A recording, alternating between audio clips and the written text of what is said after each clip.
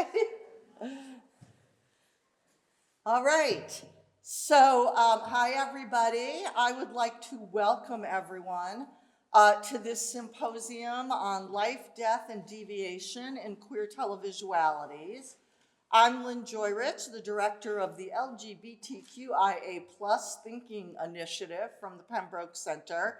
And I'm very happy to see you here, despite, or maybe precisely because, we find ourselves in some not so happy times. I know that folks are still shell-shocked after the election, an election that had a lot to do with the media and with especially, I'd suggest, televisual formations, right? TV and its progeny like online video. Indeed, one might say that since Donald Trump's 2016 presidential campaign, we've been subjected to the Trump TV show, which has reformulated politics into a reality television competition, or maybe an unreality television competition, and a terrible anti-queer one at that. And now with the dreaded reboot of the White House seasons of that show, we'll now all have to try to survive his tribal councils, figuring out how to make it work and how to lip sync for our lives. My invocation of these TV catchphrases is not meant to be flip. To the contrary, it's to highlight the real life or death consequences of televisual formations, particularly for LGBTQ+ folks, for people of color, for immigrants, for poor people, for people facing health challenges, for women, and of course, for the many people who cross all of those categories and more. This makes it, I'd suggest, all the more important to analyze television and broader televisual formations, to try to understand so as to critique their operations. It also makes it all the more important to try to rethink and remake television, not to disengage with this key part of our world, but to engage the televisual differently, or to try to encourage a different televisual, right? To queer it, to try to see the queer possibilities for TV producers, for TV viewers. So in other words, it underscores the value, I think, of trying to consider, as the symposium title stresses, how deviations might be devised so as to reframe and revision those life and death aspects and stakes of TV. So those considerations are what inspired the symposium, which was designed around the following thoughts. So to quote from the event description, to indicate what the symposium was designed around, right? So the event description was, quote, "We're in an age that has been described as both post-identity, with implications for constructions of sexuality, race, and so on, and not unrelatedly as post-television. At the same time, we're seeing the appearance of new forms and flows of televisualities, whether appearing on TV sets or on so many kinds of screens, as well as the appearance of new articulations of subjectivities and socialities, ones that are intertwined and mutually constructed with cultural mediations. As some possibilities are exhausted, others have emerged, and deviations from expected normative paths may yield unexpected directions, some productive and some problematic, that demand our attention. This symposium considers queer televisualities broadly defined, looking at the mainstream and the marginalized, the comfortable and the uncomfortable, the real and the fantastic, legacy institutions and alternative media, in order to engage with the queer lives, deaths, drives, and deviations of the televisual flows that themselves engage us. As for engaging us, we have some wonderful presenters here who will be speaking to these issues across this afternoon in 25 to 35-minute presentations, and you can see the schedule roughly on the screen. All of our presenters are amazing. I'm sure you are curious to hear more about their work, but I will leave those more detailed introductions to the man who graciously will be chairing our panels, Ivan Ramos, but now I have the pleasure of introducing him to you. So Ivan Ramos is assistant professor in the Department of Theater Arts and Performance Studies here at Brown. His recently published book, Unbelonging, Inauthentic Sounds in Mexican and Latinx Aesthetics, appeared with NYU Press in their Postmillennial Pop series, a series, in fact, co-edited by Karen Tongson, one of our speakers. Ivan's book brilliantly examines how dissonant sound has brought together artists and alternative subcultures on both sides of the border in the wake of NAFTA to articulate a politics of negation against larger cultural and economic changes. He's currently at work on a second book project, tentatively titled Mourning Without Bodies, which explores how experimental aesthetics provide ways to grapple with ongoing violence in the Americas. He's published on subjects ranging from the Chicano artist Xandra Ibarra, the work of the late scholar Jose Esteban Muñez, and the aesthetics of the TV show Crazy Ex-Girlfriend, among other subjects, and pieces that have appeared in the journal's Third Text, Women in Performance, and ASAP Journal, the anthologies Turning Archival, Great North American Stage Directors, and the Oxford Encyclopedia of Latino Literature, and the catalog for the exhibition Axis Mundo, Queer Networks in Chicano, LA. Given his interest in, among other topics, all things queer and televisual, we're fortunate that he will be here moderating our panels, introducing and posing some questions to our presenters. But before turning the mic over to Ivan to get things going, I just want to offer my sincere thanks to all of the wonderful folks at Pembroke, without whom this event would not be possible. So I would like to thank Leela Gandhi, Pembroke Director, Wendy Lee, Associate Director, Donna Goodnow, Pembroke Manager, Diane Straker, Administrative Coordinator, Hella Sick, Director of Academic Events, and Sarah Gamble, Communications Manager. We owe all of you a lot for your invaluable support. So thank you so much to all the Pembroke folks. Yay, Pembroke! And now take it away, Han.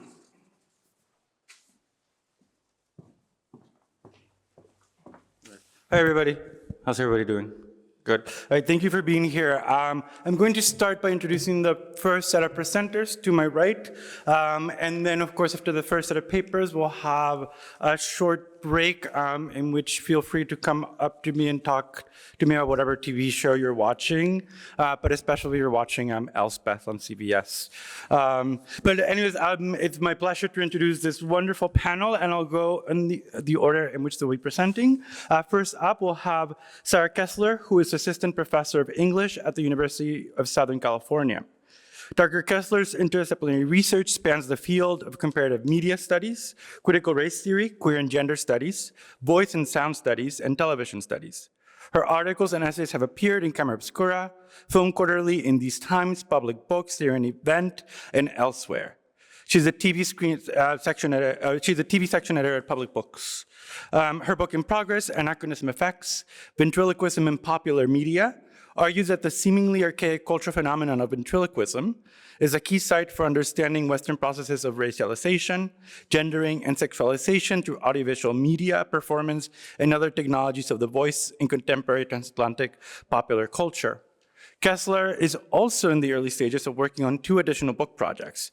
Stemming from her TV criticism, she is developing a single author collection of critical essays on binge watching, and her second academic monograph In Progress, A Sentient Animal, Whales in Media and the Anthropocene, which I'm so excited about, will take her interest in the interplay between the human and the non-human in an eco-critical direction, investigating how the whale, as animal, idea, and cultural medium, became an object of human projection in the decades that fomented today's fascination with environmental decay. After that, we have Hunter Hargreaves, who is Associate Professor of Cinema and Television Arts at Cal State Fullerton. His research and teaching traverses the intersections of affect, performance, and representation within television and digital pop cultural studies. He has published in journals such as Camera Obscura, Journal of Cinema and Media Studies, Television and New Media, Celebrity Studies in Communication, Culture and Critique, and the anthologies such as How to Watch Television and A Companion to Reality TV. He has published other articles in venues such as Teaching Media and Public Books, and he co-organized the Talking Television in a Pandemic and Talking Television in a Times of Crisis podcasts, and he's the editor of a special issue in Television and New Media on Pandemic TV.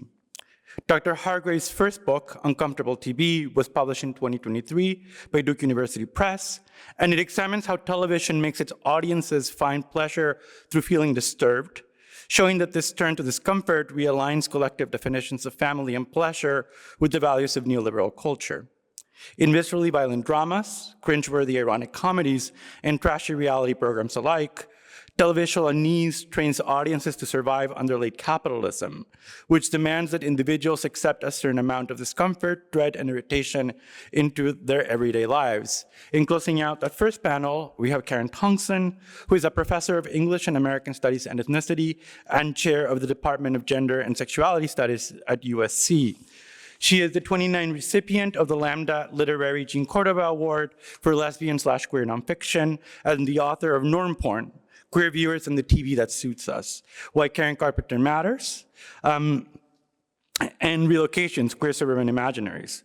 For 10 years, she co-edited the award-winning book series Post-Millennial Pop with Henry Jenkins at NYU Press, and currently she serves as editor-at-large at Airlight and on several other editorial boards for scholarly journals. Her writing and cultural commentary have appeared in Slate, NPR, Criterion Collection, LA Review of Books, PBS NewsHour, the LA Times, etc. She is the founder and director of the Mellon Funded Consortium for Gender, Sexuality, and Race at UNC Dornsief. And Tongson also co-created, co-hosted, and co-produced the podcast Waiting to Excel with Winter Mitchell from 2019 to 2023. And Tongson continues to co-host the podcast The Gay-Amazing Race with Nicole Georges. She served as president of the Association for Studies of the Art of the Present in 2022.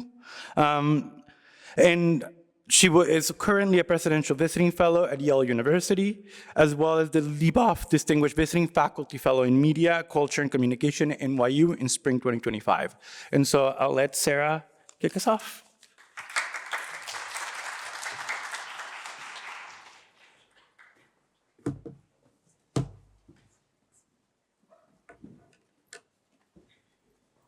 Hello. Is it okay if I speak like this distance from the mic, or should I get closer to it? Okay. Oops.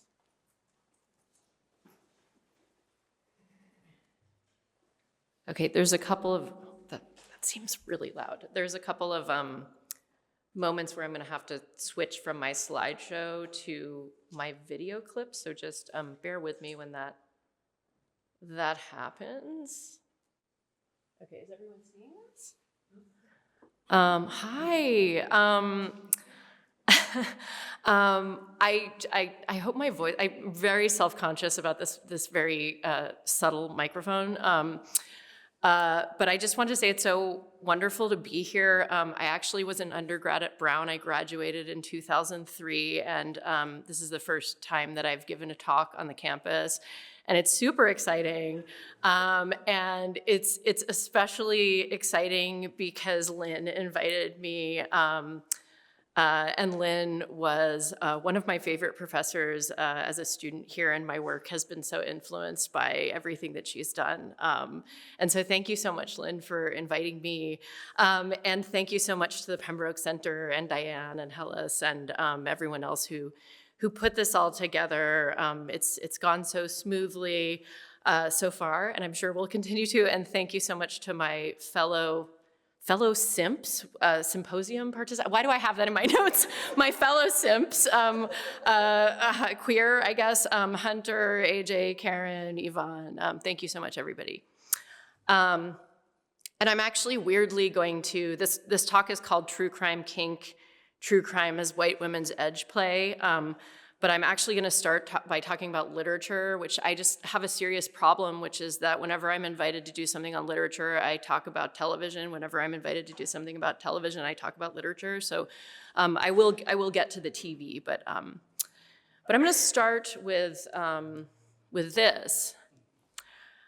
In River Solomon's recently published novel, Model Home, the book's Black, non-binary, queer, disabled protagonist, Esri, struggles to raise their teenage daughter, Elijah, against the backdrop of their own childhood trauma, whose material and psychic locus is the haunted house where they and their two sisters grew up, located in a majority white gated community in suburban Dallas. As the suspenseful narrative, which I will not spoil in full because it is very suspenseful, unfolds, the reader comes to understand that Esri's youthful domicile was at once metaphorically and literally haunted by, respectively, the forces of white supremacy and actual white people, the family's neighbors. Model Home unfurls at once like a ghost story and a grisly crime drama, with a revelation at the book's climax that confounded my expectations. The novel is a generic experiment for Solomon, whose previous 3 titles are speculative fiction, though no less concerned with the dynamics of racialized and gendered violence. And at its start, Solomon's foray into a new genre offers up its own commentary on yet another genre as well as medium, true crime TV, which the book's protagonist and their daughter watch together late at night. Esri and Elijah share a predilection for, and now I'm quoting, true crime, something grisly about a dead teenager or several. We find solace in the inevitability of broken girls, something to count on. We watch the sensationalized breakdowns of people's lives in the same spirit we do puzzles. By the end, we hope to piece it all together. We cling to the promise inherent in the genre's title that we will find something true here. Not that any of these series ever deliver. This isn't because they lack in true things to say, but because we already know the true things they have to say. What we are actually hoping for is a different truth, a different answer to the question, why did he do it? How did the wife not know? Why did the mother allow this? Why weren't they watching more closely? How, in such a crowded cafe, did no one see? Did no one stop this untethering of blood from body? The answer to all these questions, of course, is that human beings are not very good. End quote. As a TV scholar, this passage captivates me, and not only because I love reading media into literature instead of the other way around. What's so striking about Esri's description of true crime is twofold. First, their clear enjoyment of the genre as a Black queer viewer upends the stereotype, a well-founded one, but a stereotype nonetheless, of white women as consummate true crime consumer. Second, Esri's positionality gives them a different perspective on the genre than, say, the assertion, common among white women true crime fans, that they hoover so much true crime TV because they're preparing themselves to avoid their own future victimization. Esri, by contrast, quote, already knows the things true crime has to say, but watches in vain for a different truth, a different why and how, all the while knowing that the core truth of true crime is that, as they say, human beings are not very good. But while this truth may indeed hold true both within and without the novel, Model Home is not a book about humanity's essential badness. It's an intimate glimpse rather into the interlocking power structures that cleave the humanity of some to the inhumanity of others, what bell hooks described as the reigning architecture of imperialist, white supremacist, capitalist patriarchy that itself controls access to the category of the human. This architecture is literalized in Solomon's narrative in the form of the gated community that encloses the model home in which Esri's family lives and which is plagued by whiteness to the extent that Esri's parents ultimately take their own lives. Their deaths are predictably spectacularized by the white community members who've caused them in the first place, and even captured on video by one such neighbor, a white woman whom Esri's sister Emmanuel confronts asking, "You filmed it? You filmed it and you didn't stop it? You didn't call for help?" These are questions to which Emmanuel already knows the answers, yet still she hopes for a different truth from this white woman who has not only helped to perpetrate, but who has produced true crime from her parents' demise. Indeed, white women aren't merely the genre's chief consumers, they're also among its top creators, even when they aren't, as they typically tend to be, its ideal victims. And now I will transition into speaking about television. It's no mystery that white women have a hankering for true crime narratives that center the disappearance, mutilation, strangulation, rape, and murder of bodies that resemble our own. The enduring whiteness of the genre's usually female victims, despite the fact that Black, brown, and indigenous women are murdered at much higher rates than their white counterparts, is increasingly acknowledged and sometimes critiqued by true crimes fans and critics. Feminist media scholars such as Lori Ouellette have recently begun to examine the role that middle-aged and middle-class white women play as the, quote, citizen detectives whose true crime TV and podcast fandom proudly translates into law enforcement backup. Tanya Horak and others have brilliantly detailed the ways in which the self-professedly feminist aims of so much contemporary true crime are belied by the genre's televisual and auditory structuring to produce a familiar set of affective responses. True crime's modulation of affect via the tried and true deployment of cliffhangers, hooking devices, and what Barbara Klinger has described as gateway bodies, typically the bodies of white women around whose structuring absence the rest of the TV or podcast series unfolds, is more we might deduce about pleasure than it is about the justice true crimes creators these days unfailingly claim to seek. Clearly, pleasure and justice needn't be construed as mutually exclusive pursuits.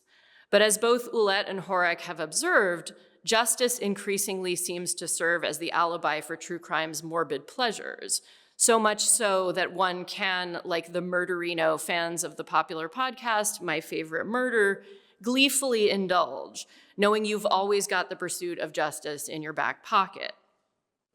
As in the case of so much binge discourse, which as Horak argues is inseparable from current discussions of true crime as a popular media genre, one needn't feel shame for binging true crime because yes, it feels good, but it's also feminist and justice-oriented. And needless to say, carceral feminism isn't a concept that has made its way into most popular conversations about the genre. If you enjoy true crime, I'm certainly not here to tell you to feel ashamed about it. Obviously, I watch a lot of it. I constantly consume it. And I also happen to be writing a book on binge watching, so I'm in zero position to judge.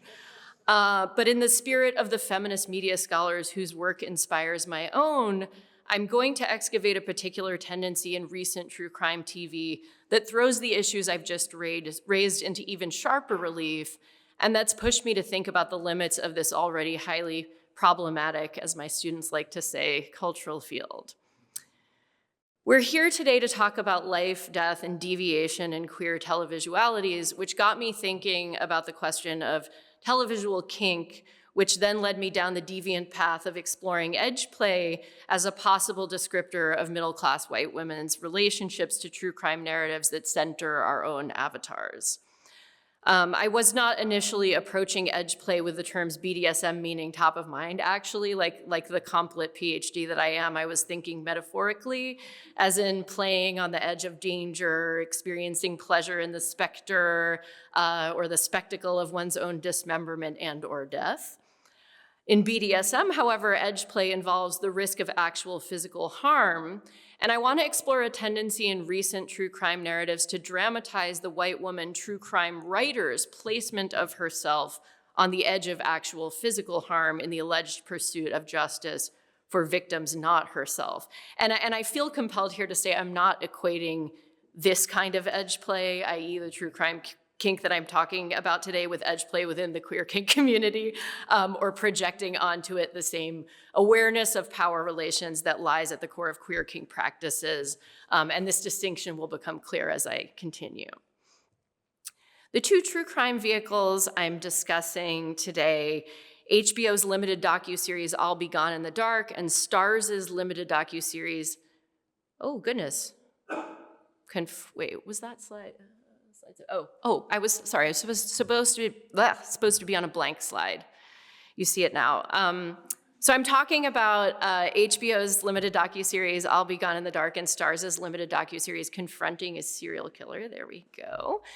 And these two true crime vehicles dramatize white women's investments in true crime, not as metaphorical edge play, but as actual edge play, by foregrounding the harm, both physical and psychic, that the investigative process enacts on the bodies and minds of wealthy white women true crime writers as they repeatedly and consensually expose themselves to survivor testimony, case files, media coverage, and even perpetrator testimony relating to the heinous crimes against other white women and women of color that they've chosen to document.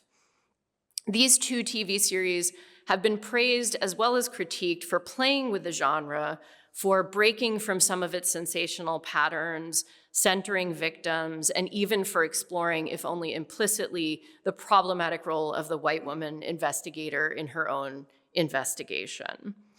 Yet each, I argue, entrenches the problems already baked into the genre while also encouraging the notion that white women's consumption of true crime in its various forms can be at once pleasurable and ideologically pure. Both I'll Be Gone in the Dark and Confronting a Serial Killer do this through the figure of the white woman true crime writer, whose body, but also whose text, is each show's primary apparatus of capture, in Klinger's words, the function of the gateway body. While she is granted a substantial degree of authorial agency within the schema of the show, the white woman true crime writer in the end remains the series' consummate victim. Playing on the edge of her own dangerous subject matter, her resultant injury recenters the white woman's body as the genre's primary focus, even when the narrative in question, as Confronting a Serial Killer purports to do, pursues racial justice by centering the bodies of non-white female victims of violent crime. And now I'm going to play the trailer for the first case study, I'll Be Gone in the Dark, just because I think in true crime, like a trailer is basically just like a mini version of like the whole series. I don't know if any of you have noticed that, but you'll get a good sense of all of it from the trailer. We were awakened by a voice and a bright light. It was a real sense of evil in the house. He made me tie up my husband He ordered her to put dishes on my back. and say, if I hear these dishes fall down, I'm gonna kill your family. Patton Oswalt sitting here with Michelle McNamara, my wife, who's the writer of one of the best-written crime blogs. Michelle looked at it from the hopeful, putting puzzles together, trying to make sense of violence. I was in search of a man who was attacking women and girls throughout Northern California. And the great tragedy of this case to me is that it's not better known. The Irvine Police Department investigating an apparent homicide. He's called the Golden State Killer. This case is huge. Michelle would actually go to the crime scene and walk the case. Geographic connections, DNA profiles, genealogy websites. The first time she called me, I thought, she knows her stuff. So I started telling her things about my investigation. When these crimes began in the 70s, women didn't talk about sexual assault because they were often blamed. Somehow it always came back to being the woman's fault. The story of the victims, it has to be told. He had cased the place. He knew to lift the glass out of the back window. I understood what it meant to have your skin crawl. And I'm thinking, is this really happening? I don't know how Michelle lived the horror of that day after day. She was writing a book and she was trying to solve a case. After Michelle died, we had to finish her book. I'll be gone in the dark. You threatened the victim once. One day soon, you'll hear footsteps coming up your front walk. The doorbell rings.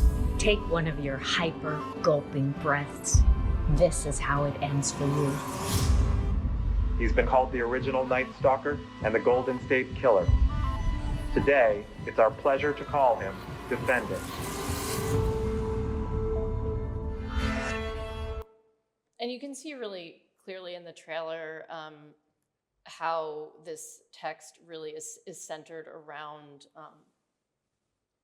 McNamara's book, I'll Be Gone in the Dark, and indeed around McNamara as a figure, and even and even around like the sort of proxy trauma that McNamara experienced as a result of doing this work.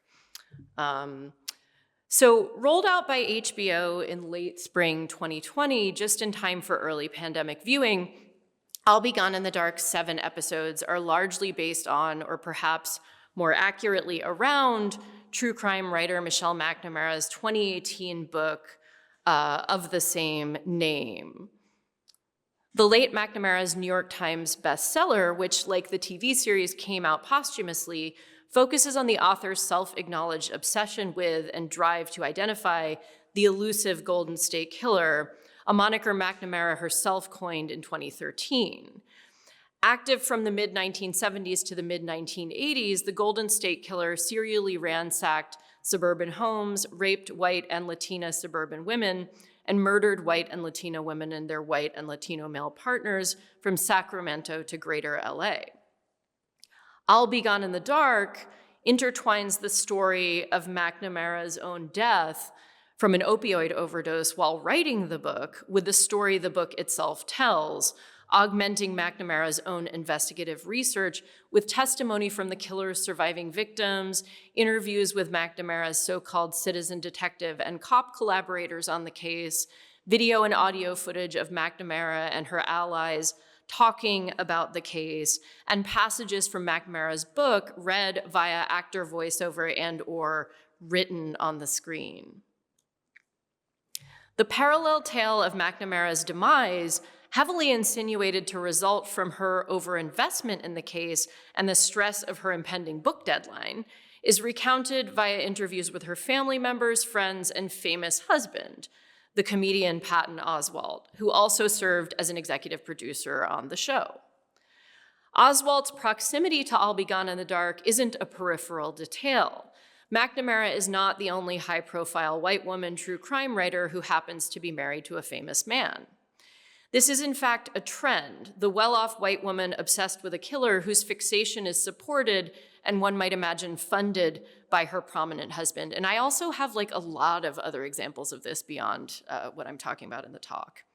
I'm kind of like obsessed with this trend. There are likely historical examples of this as well, but today's examples also include the memoirist and true crime writer Gillian Lauren, the focus of confronting a serial killer whose husband, Scott Schreiner of the band Weezer, visibly and likely financially backs her chosen quest to identify the victims of Samuel Little, the most prolific serial killer in US history you've never heard of for reasons I will soon discuss. The non-coincidence of white women consumed by true crime assisted in their investigations by their notable and moneyed husbands suggests a conjuncture between true crime as wealthy white women's edge play and true crime as these same women's charity work.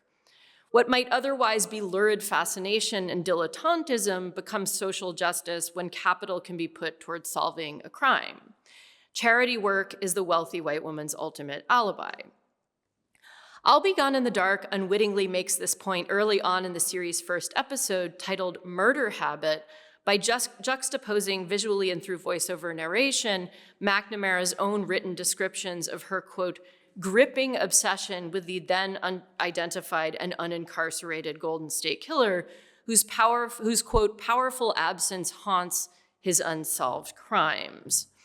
With her conviction caught in an old video interview that, quote, the story of the victims, it has to be told. In episode 5, Karen Kilgariff, a friend of McNamara's and the co-host of My Favorite Murder, muses sympathetically, quote, a lot of people kind of recoil at the whole trend of true crime.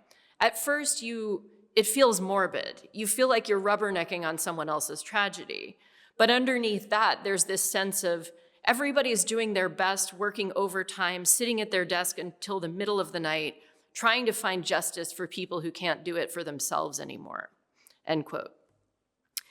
McNamara and Kilgariff's implicit and explicit assertions that their and others' enduring fascination with, quote, someone else's tragedy stems from a fundamental desire to restore voices to the voiceless and avenge the dead are, of course, ritually undercut by true crime's implementation of the gateway body, the, quote, dead, usually white woman whose, quote, revivification, in Horrocks' words, quote, is central to the capture and management of audience attention. And here's an example of a gateway body.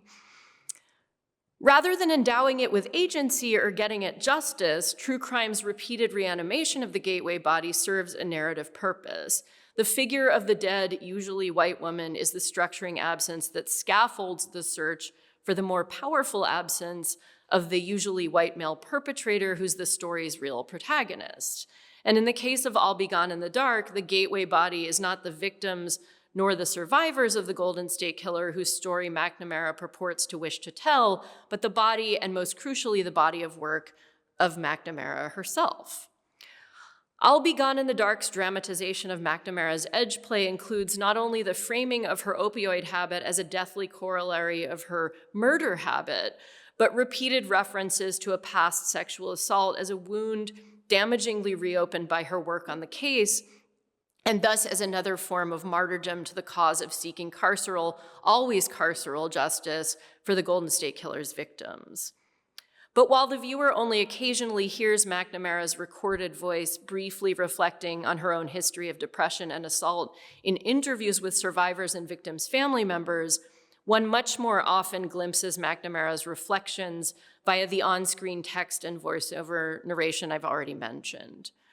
Simply put, there isn't much audiovisual footage of McNamara to be seen across the series' 7 episodes, and her writing, in its ephemeral time-bound presentation, conjures the absent presence of a woman who, to again quote Horrock, is about to die and who, at the time of watching, is already dead. While it's clear that McNamara is no longer living from the series' first episode, she isn't referred to as dead until episode 5, after episode 4 teases her death in an absolute cliffhanger of an ending, featuring audio from Oswald's actual 911 call on the morning he found her body. So it really melds together the kind of spectacularization of her death with these victims that her book is about, even though there's really no, narrative connection between them. The show's calculated reveal, and this is a moment that I was talking about. The show's calculated reveal of the circumstances of McNamara's demise functions to further hook its audience. What will happen with McNamara's book and with the case now that she's dead? Will the killer's identity ever be discovered without her tireless advocacy? Both before and after her screen death, McNamara's text is the ghostly presence that haunts the series, her body of writing the gateway body through which the viewer latches to the show's quest. In the end, I'll Be Gone in the Dark doesn't, as McNamara's publicists claimed her book did, transcend the genre. The series instrumentalizes McNamara as yet another dead white woman portal to the unspeakable violence enacted by a white male serial killer identified as ex-cop Joseph DeAngelo after McNamara's death, a revelation chronicled in the series' final episodes. Race is, of course, never mentioned throughout the series, other than to affirm that the wily perpetrator is a white man. DeAngelo's Latina and Latino victims are collapsed into whiteness. That McNamara's obsession with the case stems from her assumption that DeAngelo's suburban targets were more or less women like her, she grew up in Oak Park, Illinois, is palpable to the viewer but not directly acknowledged. I'll Be Gone in the Dark demonstrates that, as Horrock avows, true crime is a racialized formation through its wielding of whiteness as the show's structuring absence par excellence.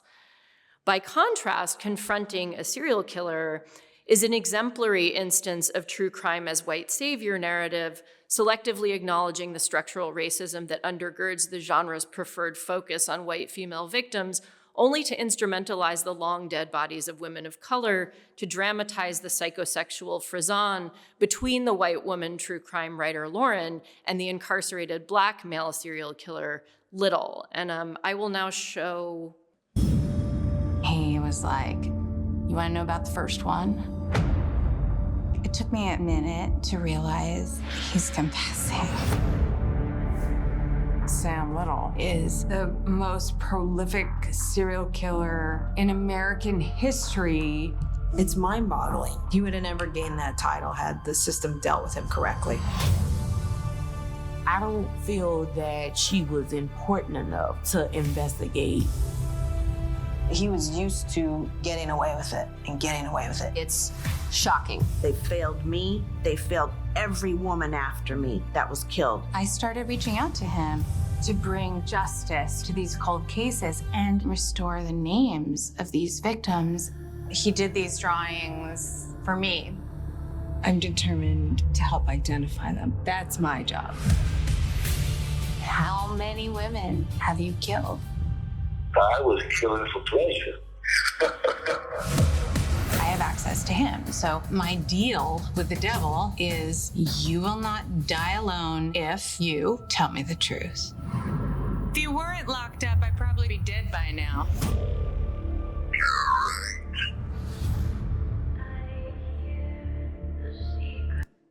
I mean, there's obviously a much higher camp content there because it's Stars versus HBO.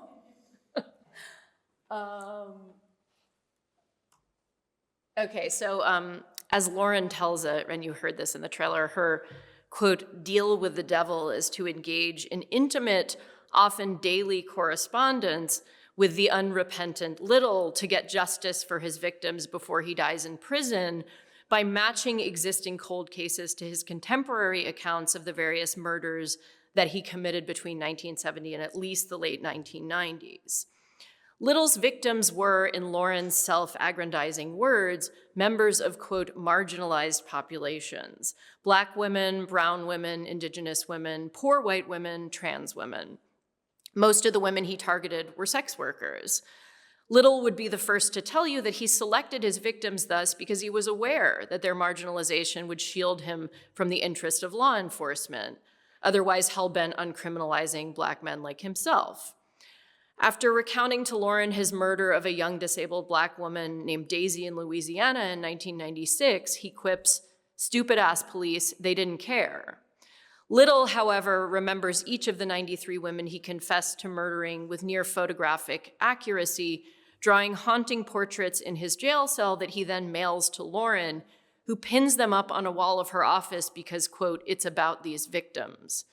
Yet despite the series' performance of interviewing Little's victims' surviving family members, it is the living Lauren who's persistently framed as Little's primary victim, as a woman who's about to die, not only because her obsession with Little takes such a quote, emotional toll on her and her family, but because Little has indicated to her that he would kill her if he ever got out.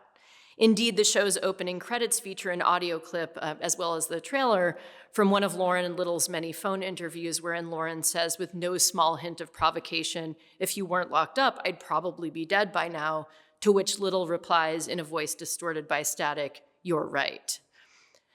I'm gonna cut this particular case study short today, but hopefully you see where it's going. Confronting a serial killer erects a contemporary captivity narrative atop the discarded bodies of Little's victims, mostly poor women of color.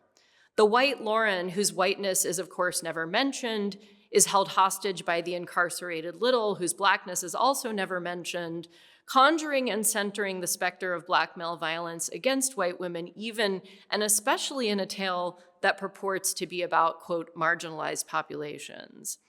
Like McNamara's, Lauren's is the true gateway body into the show's twisted world, her writing the word made flesh.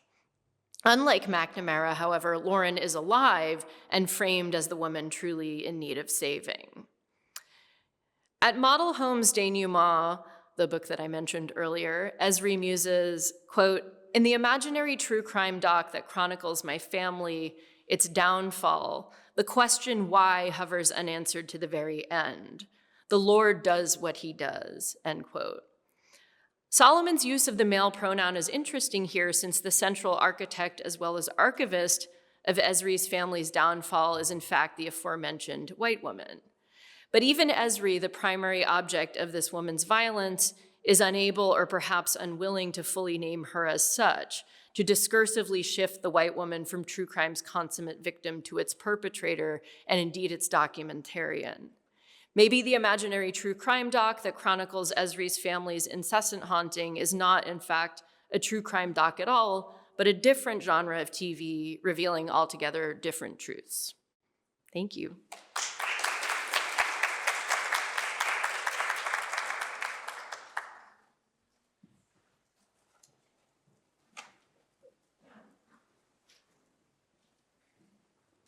I just put up the title slide. Oh, great. But you can take it down.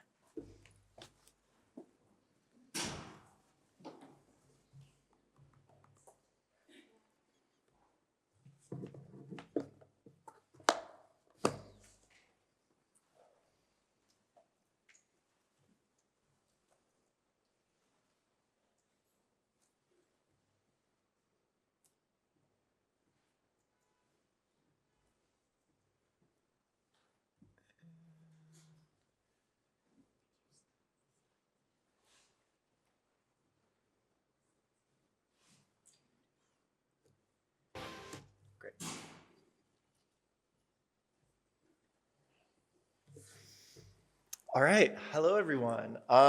Thank you so much to Pembroke and to Lynn especially, and everyone at Pembroke, Donna, Diane, Hellis, Yvonne for moderating this amazing group of queer TV scholars. I was a graduate fellow at Pembroke 13 years ago, so it's really nice to be back home and see this carpet that traumatized me, I think, when it first came out in 2010. But yes, it's really nice to be back here, especially to give a talk that is on messy bisexuals on reality television. So before diving deeper into, nope, don't do that. Before diving deeper into that mess, there we go. The larger project from which this research emerges examines the misconvergence that occurs within television as smartphone culture becomes normalized across everyday life. And these collisions were precipitated by the smartphone's capacity to incite user engagement in addition to spectatorship, which allowed it to expand beyond the dissemination of governmentality offered by other media technologies, and to instantiate itself as a tool that manages not only an individual's downtime, but also their calendar, their media consumption, and importantly, their social life, friendships, and dating opportunities. And the last of these is significant because critics have begun to identify a malaise within the ubiquity with which individuals now locate each other for potential dates, romance, or casual sex, as you can see here. In theory, these geosocial smartphone apps and websites utilize the algorithmic tools within the digital marketplace to find one's perfect match. In reality, however, the number of digital dating services and abundance of choice can overwhelm users, leading to angst, self-doubt, and fatigue. And this sense of fatigue can also be located in the reality dating program, a long-standing staple of TV programming going back to the dating game's premiere in 1965. In the 21st century, we associate this genre with the controversial yet enduringly popular Bachelor franchise, which transformed matching singles into a serialized game culminating in a marriage proposal. Critiques of The Bachelor, and this is just in the interest of time, I can't name all the critiques of The Bachelor or the many scandals that have accompanied the reality dating genre, but you can kind of see here where that comes from. And a lot of these critiques were present from the very beginning of the series, as many feminists recoiled from its structure of competition and its investment in a fairy tale narrative. But as these number of scandals rocked both the franchise and others, such as Netflix, Love is Blind, and so I'm thinking about how all of these scandals combined with the public knowledge that most of the franchise's couplings do not result in actual successful long-term partnerships, this might indicate that the reality dating program is unable to guarantee sort of fully even the fantasy of heterosexual romance for audience pleasure. But lest we cynically lose hope in the media industry's ability to spin romance from the pop culture ether, consider the 8th season of the MTV dating series, Are You the One?, which rewrote some of its rules to facilitate an entirely queer cast of participants who all identified as bisexual or sexually fluid. Now, the 2019 season received near universal acclaim from critics who found that these rule changes led to impressive representations. One retrospective take from the AV Club's Megan Kirby is especially sort of laudatory in this framing. So Kirby writes, the 8th season of Are You the One didn't just shake up the heteronormative format of the show, but also that of the dating show genre in general. The queer season feels like the future of reality TV. Casting queer, bi, pan, trans, and non-binary contestants isn't just a win for diversity, it's a win for drama, a win for horniness, for the first ever 5-way in the show's history. Now, we probably should be skeptical of such an audacious claim, but Kirby introduces a provocative question. Could queerness itself be the antidote to a genre rife with irresponsible representations of modern-day romance, gender expectations, and sexual desire? Or would this merely represent the complete commodification of radical queer expression into the conservative matrices of reality television, which insists on total narrative control over its consenting participants? The gimmick of using an algorithm or of a queer cast frames romantic compatibility as an epistemological question. The narrative drama of will queer people ever settle down is connected to the narrative drama of the show's format. Will the reality dating show really work? Will the algorithm really work? And these interlocking dynamics contribute to the production of an affective feeling that the 8th season of Are You the One is at least a future of reality television. And my subsequent comments will pressure this particular act of queering the heteronormative dating show while still holding space for the way it subverts certain expectations about televised intimacy and desire. And I hope to sort of contour here the power of queer affect against the normative demands of algorithmic compatibility, unpacking a negotiation of procedural habits and assumptions about relationships influenced by decades of queer use of digital technologies in the search for romantic and sexual companionship. So, traditionally, following the rules of the competition has been highlighted as a necessary step for finding true love. This is not simply in the self-interest of reality television, which frequently legitimizes itself as a process for finding the next Top Chef or the next fairy tale romance. As hosts, relationship experts, and contestants remind us, one must trust the process, as they say within The Bachelor. And here I also have to shout out Sarah's recent article on in Television and New Media, all about the difficulties of trusting the process. So one must trust the process to succeed both at romantic partnership, but also at reality television, since advancing in the competition equals more screen time and thus more opportunities to build one's celebrity brand. And while reality dating programs have spotty records when it comes to predicting true romance, many audiences still consider the format a uniquely Americanized version of a fairy tale, in which the values of competition and self-improvement produce a contestant who may be ready to find love. As Rachel Dubrovsky and others have noted, this labor of self-transformation aligns with the values of neoliberal culture, which demands adaptability, flexibility, and self-motivating change to survive within its precarious structures. But as previously mentioned, trusting the process has been harder for the legacy dating programs that symbolize post-feminist romance. Their many scandals invite the possibility that the genre has exceeded its utility, undone by the very toxicity of its industrial practices and narrative forms. Perhaps the genre has fallen victim to what Asa Saracen persuasively identifies as heteropessimism, or a set of performative disidentifications with heterosexuality that ultimately never abandon heteropatriarchal desires, structures, and affects altogether. A heteropessimistic reading of this genre could produce an ambivalent audience that could claim some degree of trust in the process to reaffirm the program's fairy tale logic, while also understanding that the fairy tale may in fact be very bad for you, which also harkens back to reality television's overall association with ironic viewing and to a feminized cultural value. Saracen's diagnosis of straight culture serves as an unarticulated context for understanding the fatigue common both to the reality dating subgenre and the use of smartphone dating apps, suggestive of a number of other crises facing heterosexual women, including the fragility of reproductive freedom. The appearance of a link between an increasingly hetero-pessimistic audience and the shaky ground on which legacy dating programs rest enacts the possibilities for a queer remedy that can rescue it from its very self-destruction. Heteropessimism hinges on a major performative disidentification. That toxic masculinity has made it harder to have faith in traditional schemas of heterosexual courtship.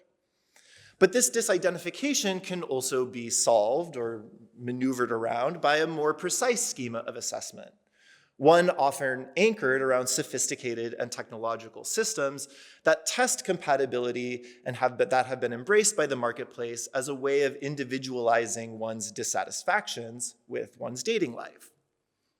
As Saracen notes, heteropessimism has helped stimulate this individualizing turn, not just by draining the hetero couple form of its appeal, but because dissatisfaction with heterosexuality, despite being sold as universal, always seems to operate on the level of the individual.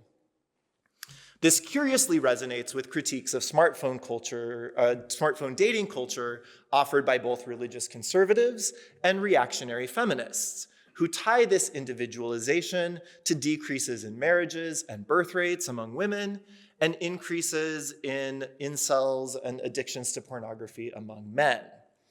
And this is just from a Vox article from earlier this year that was about this, thinking about this kind of reactionary feminist disdain of smartphone dating culture. And sort of reactionary feminists apparently believe that smartphone dating apps are better suited to find casual sex, which in turn make women more selective in their usage and thus produces a highly dysfunctional dating market. Okay, so now the remedy, or the proposed remedy. Premiering in 2014, Are You the One uses algorithms to match a set number of couples from data culled from the cast member's application and personality test and from interviews with family, friends, and importantly, exes. The algorithm is collectively authored by relationship experts and series producers who prioritize self-transformation. The series stresses each participant's relationship shortcomings, and the algorithm ideally matches together two people whose differences will force internal behavioral and emotional growth. If the cast can figure out these perfect matches, they split $1 million. There are, of course, specific rules and rituals. So each episode, the cast submits one couple to the truth booth, which you see above, which they can confirm a possible match. Each episode ends with a matching ceremony, which you see on the bottom, in which the cast pairs off with the number of correct matches that they have revealed through dramatic spotlight. Self-transformation plays a critical role in legitimizing the algorithm. Hosts and experts regularly remind the cast that they suck at relationships, and they use these kinds of absurd challenges, many of which are about the use of technology in sort of dating, to identify their relationship flaws, presumably so that then contestants will recognize their perfect match through these reflective processes of growth.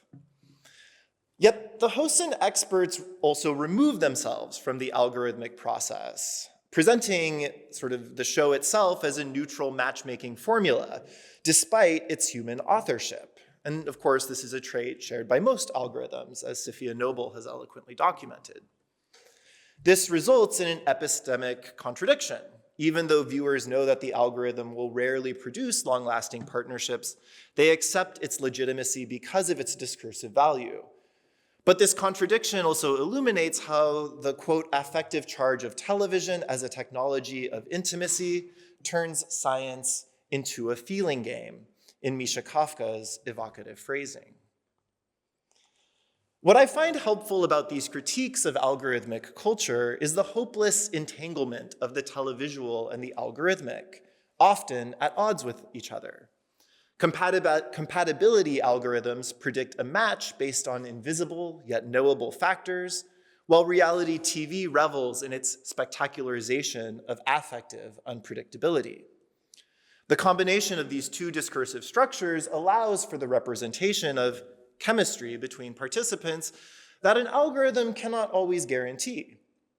It also requires its participants to adapt their own desire in service of both their own journeys of self-transformation and the algorithm's ability to procure a perfect match. Both Kafka's analysis of scientific dating programs as well as journalistic profiles of the disillusioned and swiped out single concede the swiftness at which algorithmic compatibility have come to define modern dating. Queer Desire in Are You the One, however, initially downplays the instantiation of algorithmic choice. So instead of casting what it typically does, 11 men and 11 women who then reassemble into 11 perfect matches, the 8th season cast 16 singles of various gender identities who all identified as bisexual or sexually fluid, meaning that the competition was slightly harder, as prospective perfect matches could be found out of a pool of 15 rather than 11. So the idea that anyone could be anyone's perfect match scrambled audience expectations about the process, leading to perhaps the unknowing straight audience believing that queer subjects run rampantly around falling in love with everyone without the selectivity definitive of the matchmaking process, like that's never happened before. Add to this explosion of sexual desire the structural feature of a boom boom room, the ambiently lit room in the house in which sexual activity is confined, and one sees the possibility of queers gone amok in the Hawaiian mansion that serves as the game's setting, overwhelmed by hedonistic abundance. So let's watch the trailer. Love is the closest thing we have to magic. This is Noor. Whoever I'm attracted to, whoever I'm drawn to. This is also Noor. That's what I want. 16 singles are making dating show history because for the first time ever, everyone in this house is attracted to all gender identities. It doesn't matter how you identify. I would identify as bisexual, pretty right down the middle. What you feel? I am very proud of being bisexual. I think of it as a superpower. Or who you love. This is my way of coming out to everybody. Because the one could be anyone. I'm with her already. She's Are You the One? Come One, Come All. Wednesday, June 26th at 9/8 Central on MTV. So the trailer opens with Noor, arguably one of the messier contestants in the season, but she's explaining her theory of desire, which I love, right? Whoever she is attracted to is what she wants. Noor's bisexuality is depicted through arrows that point to her hooking up with two different people of different gender identities in the pool, stitching together her short-term politics of desire, which are messy and thus also which make her precisely attractive for an MTV dating series, with what makes her different than the many other messy yet telegenetic contestants of past seasons. While this representational positioning risks reenacting pernicious stereotypes of bisexuals as irresponsibly promiscuous, the trailer also suggests that queering the format naturally broadens the sexual marketplace. Note the many usages of the operational words all and any within the season's promotional discourse. The replacement of the one with anyone and the catchphrase come one, come all. Unstated within the trailer is the clean precision with which the algorithm will find these perfect queer matches. Rather, the trailer uses the melodramatic shenanigans of its messy cast to illustrate the evolution of the sexual marketplace. And come one, come all kind of uncannily mirrors language found in an ad, say, for Tinder. This has the effect of acculturating audience desire to unspoken scientific norms, not unlike how the cast members must themselves align their own sexual desires and relationship preferences to principles of game design. So queer desire functions both as a symbol of an attractive audience, the kind of audience who would be drawn to the historic nature of the season's cast, but also as an aspirational antidote to the doldrums of heteropessimistic dating culture. In the trailer, contestant Justin calls bisexuality his superpower. And this semiotic association is reinforced by the cast throughout the season, with bisexual pride functioning as a corrective to the failure of performative heterosexuality. Yet this superpower is foremost positioned as a consumer benefit.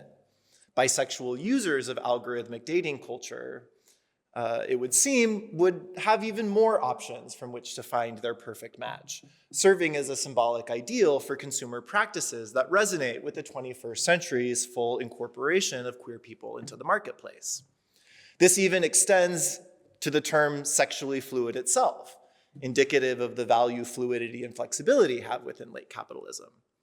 As far back as 1999, Merle Storr identified increases in bisexual identifications, notably rather than increase in behavior, as a phenomenon of postmodernity, since the narratives that structure an individual's eventual embrace of bisexuality, they argued, were often anomalous and anachronistic. And this sort of also feeds into more recent sociological research we're seeing that estimates that over at least 20%, if not more, of young members of Gen Z identify as LGBT or queer in some capacity, with more of those Gen Z members electing to identify as bisexual or pansexual. So if Are You the One's marketing strategy assumes a viewer who is also a habituated smartphone user and therefore acclimated to systems of algorithmic control, it does so by building from distinctly queer user practices. Queers have historically been early adopters in using digital technologies to find sexual and romantic partners, a practice born out of survival, given the risk of arrest or possible violence for cruising in public. In constructing virtual communities that allow for a more selective vetting of potential partners, queers collectively authored practices that might resemble the development and refining of an algorithm. These causal associations between queer culture and the development of digital dating publics, however, should not be uncritically viewed as progressive. The normalization of internet hookup and dating culture has come at the cost of commodifying and de-eroticizing the act of cruising itself, since one scrolls for potential sexual partners or romance opportunities just like shopping online, using similar interfaces, aesthetic framing devices, and sets of filters. Above all, privileging the addictive gestural repertoires of the haptic smartphone that facilitate entrance into contemporary consumer society. Yet, as Tom Roach has observed in his study of queer digital intimacy, hookup apps can nurture a utopian desire to be free from heteronormative relational models, standards, and rituals, primarily through their making visible different relationship options and in offering experimentation with intimacy. So these utopic desires resonate throughout Are You the One's 8th season, and so I want to return to Megan Kirby's claim that the queer twist feels like the future of reality TV. And in playfully embracing this journalistic review, I want to turn my attention to the first ever five-way in the show's history. The season's 5th episode focuses on the drama between Kai and Jenna, who were revealed by the truth booth as not a perfect match. In the first 4 episodes, Kai on the left, who identifies as non-binary and transmasculine, and Jenna on the right, a cis-femme woman, have been presented to the audience as horribly toxic. Despite initially courting Jenna by asking her for support as he administered his testosterone injections, Kai proceeds to then seduce pretty much everyone else in the house after taking Jenna to the boom boom room, and his fuckboy behavior triggers all kinds of jealousy and paranoia within Jenna, who admits that jealousy and paranoia are her relationship kryptonite. Kai's behavior also augured around expectations that femme individuals will be the ones to provide emotional labor and stability within queer relationships. In a confessional early on in the episode, Jenna notes that, quote, usually what I would do in this situation is cut someone off cold turkey, end quote. But the rules of the game require you to live with and sleep next to your potential suitors, even after you've been found to be not a perfect match. So now let me present a clip of the Notorious Five-Way as well as of the morning after, when the other contestants attempt to figure out what happened.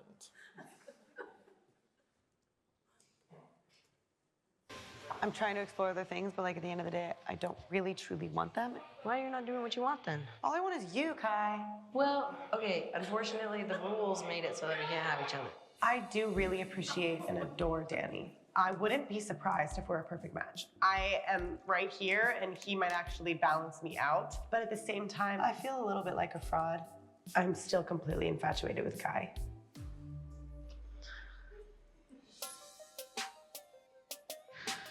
Jesus Christ.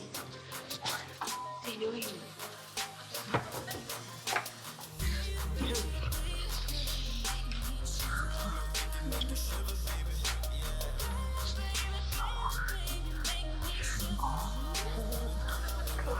Sometimes I'm a bad girl.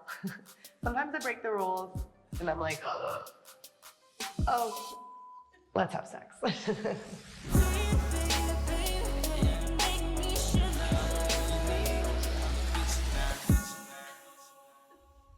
Always a full moon. Tonight, everybody decided to go to sleep, and you know what I hear? Some noise coming out the boom boom room. So Jasmine, Kylie, and I were just like, who the is in the boom boom room? And then we all walk in there, and it was just kind of hot. You know, so we all just kind of.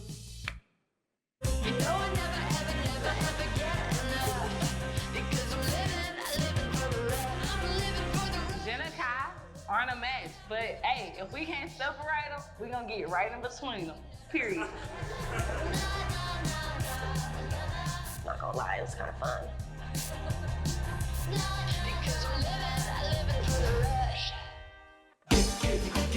This game crazy. This game crazy.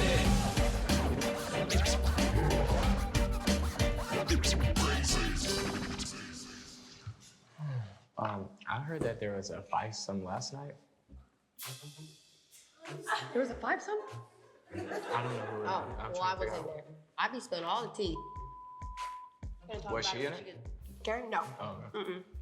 What the hell? Carrie is going to flip her when she finds out. You have one perfect match in this house, not 5? Kind of disrespectful. Who's involved in a fivesome? There's a fivesome? I think it's like Kai, Jenna, Kylie. Kylie. Who is it? Jasmine? Jasmine. Who else was saying that they got 1 hour of sleep? Aisha, but Aisha didn't say she was involved. But I'm definitely feeling like FOMO right now. Turn up.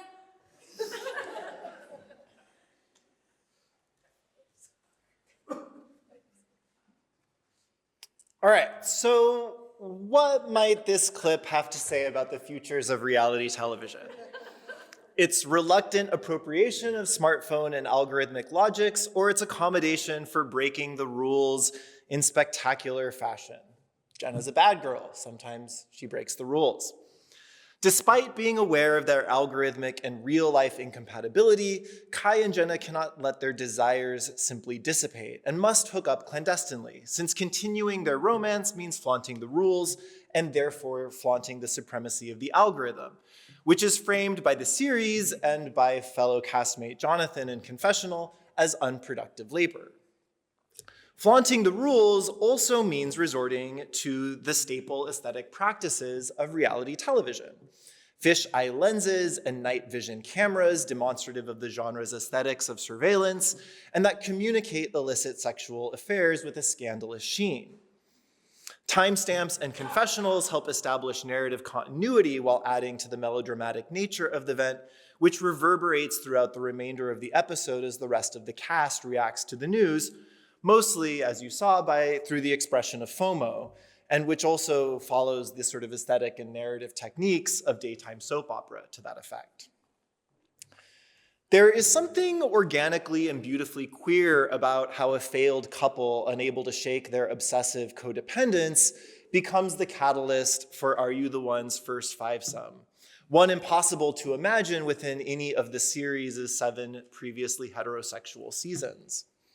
Instead of performatively trusting a process that promises outdated fantasies of heteronormative romance, the fivesome argues for the importance of cruising, secret public sex, and messy spectacle within representations of queer love on television.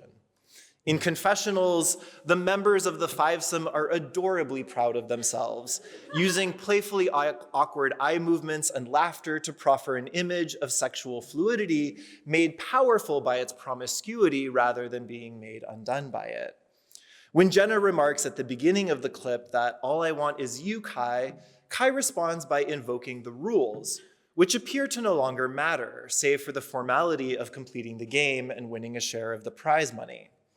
Correspondingly, cast members reported in postseason interviews that much more sexual activity occurred than what was shown to viewers, with lots of different permutations. That the majority of these hookups were not shown by MTV's edit suggests the fact that the network wanted to hide the fact that its groundbreaking cast wanted to pleasurably play the field instead of fulfilling the series' mandate of forming perfect matches. This does not mean, however, that this queer cast reduces hookup culture to purely individualistic terms, as in through the archetype of the fuckboy. When a number of castmates, including Jenna, call Kai out on his behavior in a poolside confrontation 3 episodes later, they do not criticize his promiscuity, importantly, but rather the lack of care apparent in his drifting between crushes, an intervention to fulfill reality TV's solicitations of growth and self-transformation by becoming a more ethical and sensitive lover, one who can make others feel intimately important even outside the boundary of a monogamous relationship.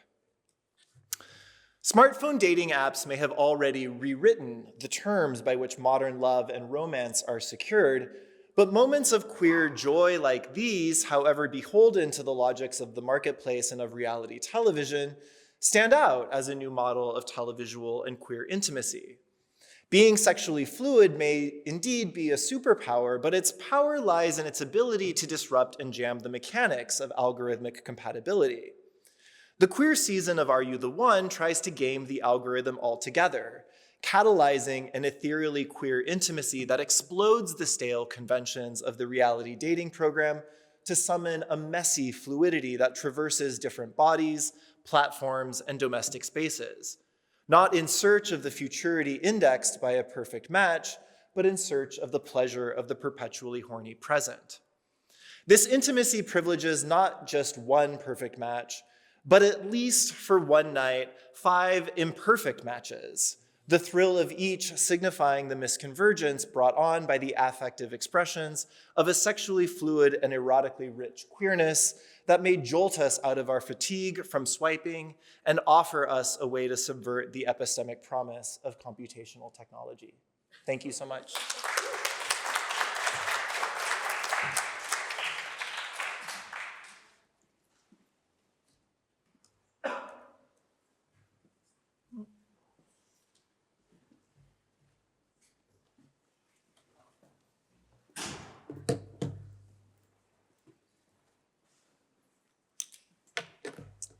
Sorry to be dousing cold water on the 5-way with my presentation immediately afterwards, focused on normativity.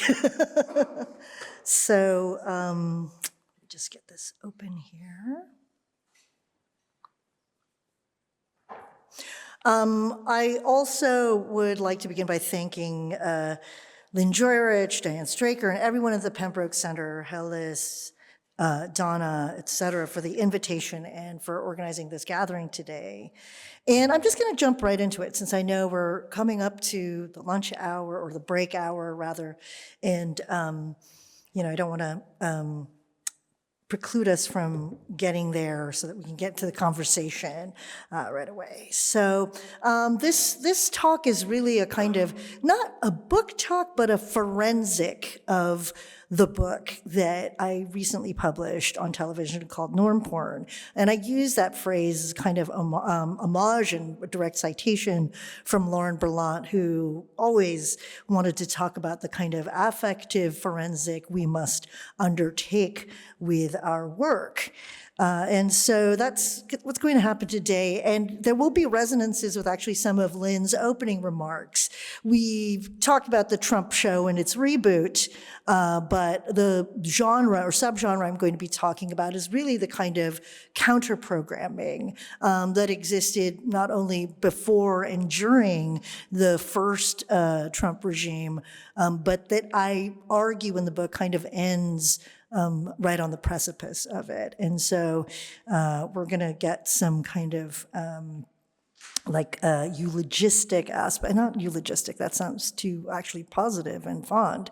We're going to get some sort of, again, a forensic of the Biden era throughout this talk. So in homage to one of my case studies, This Is Us, I'm going to take liberties with the timeline of this talk, looping back and forth between some of the traumas of the present as they resonate with traumas from the past.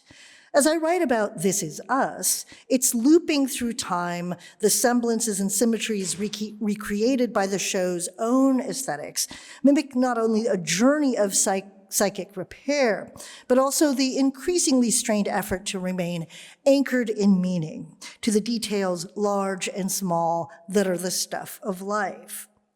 Insofar as any book of criticism can have spoilers, consider this an alert that I'm going to share some of the book's conclusions by starting at the very end of the object itself, before getting into the nitty-gritty of what it's about on the surface. And so this is going to kind of veer between the kind of the personal, the scholarly, and the political. In the epilogue and acknowledgments to Norm Porn, I make a big deal out of letting go, not only of the manuscript itself, but of so much of the grief that fueled it. As I explain throughout the book and answer anytime I'm asked about what inspired it, from December 2013 through 14, I went through an awful period of losing loved ones, 5 close friends and family members in a single year. During that time, I watched a lot of television.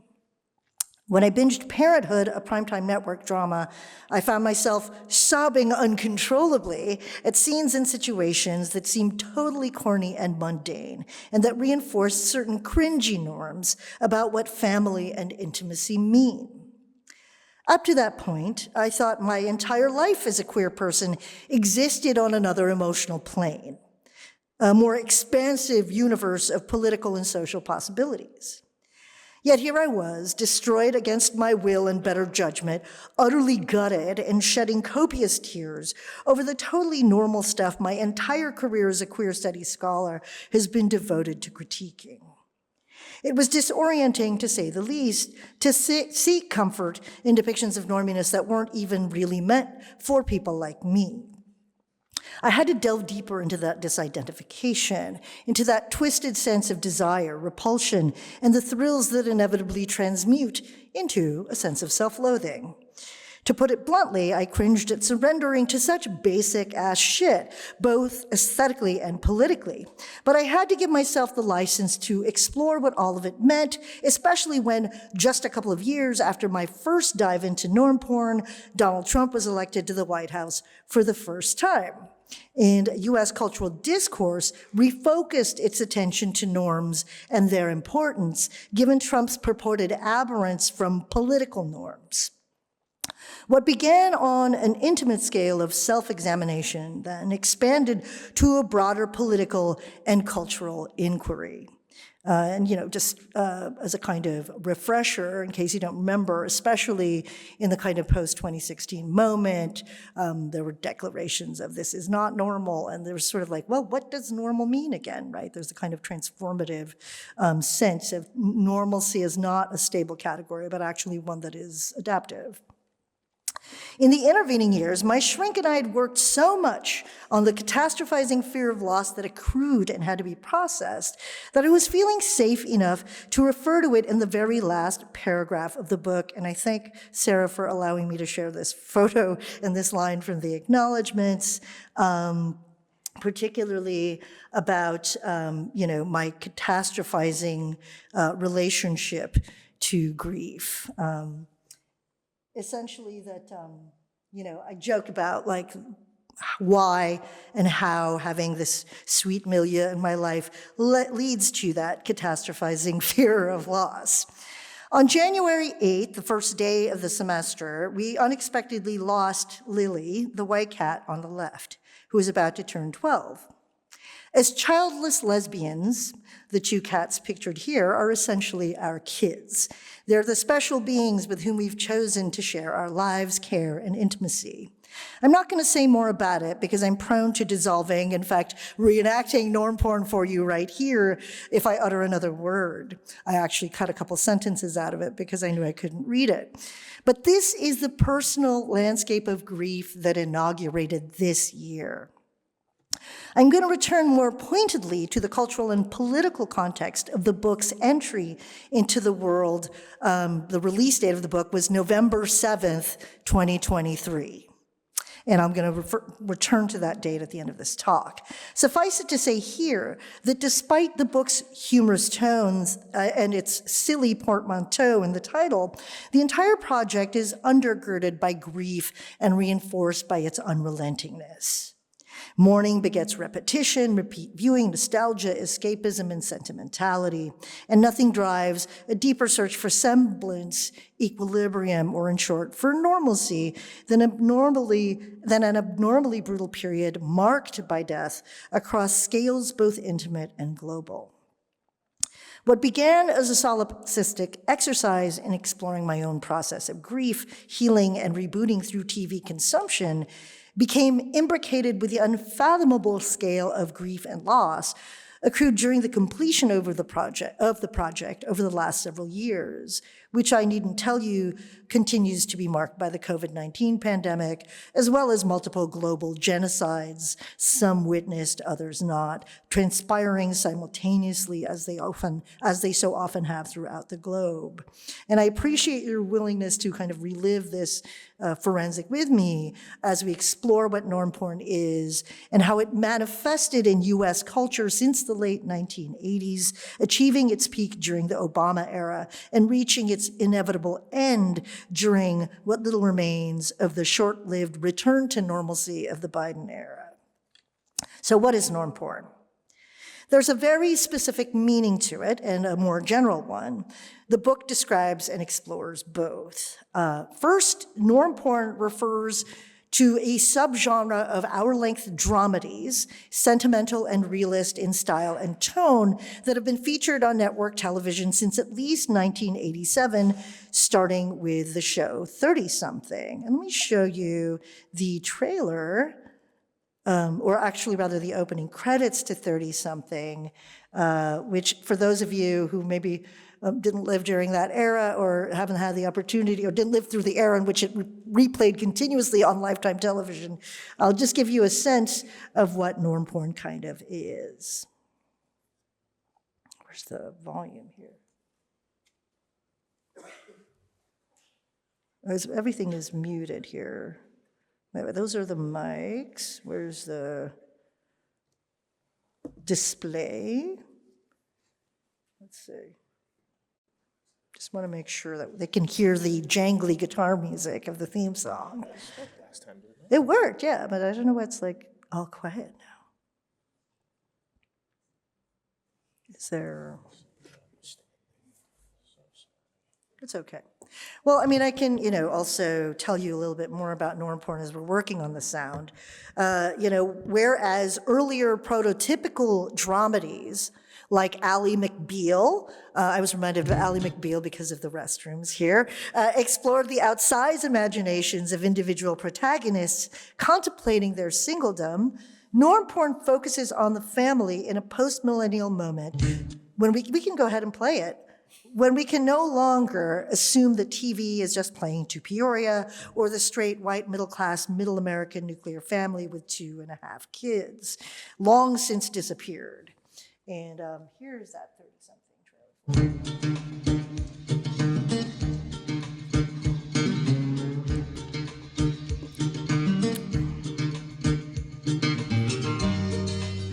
That lutish sound from the synthesizer. It's like cable knit sweaters, whiteness, dudes like singing together a la Big Chill. The sassy single Melanie Mayron trotting around, showing both joy, love, the vagaries of parenthood, the simple tears of everyday life, etc. I think you get the vibe of what I mean by 30-something becoming the genealogical starting point of norm porn. Since with the aggressive erosion of the U.S. middle classes since the 80s and the dissolution of the nuclear family since the 70s, norm porn has assembled more capacious ensembles of privileged, liberal, mostly white, but more often than not also mixed race families to populate its worlds. And here's the 30-something cast. Oops, here we go. So that's sort of like the kind of first iteration, the norm porn drop into the cultural landscape. And here are a few other versions of it.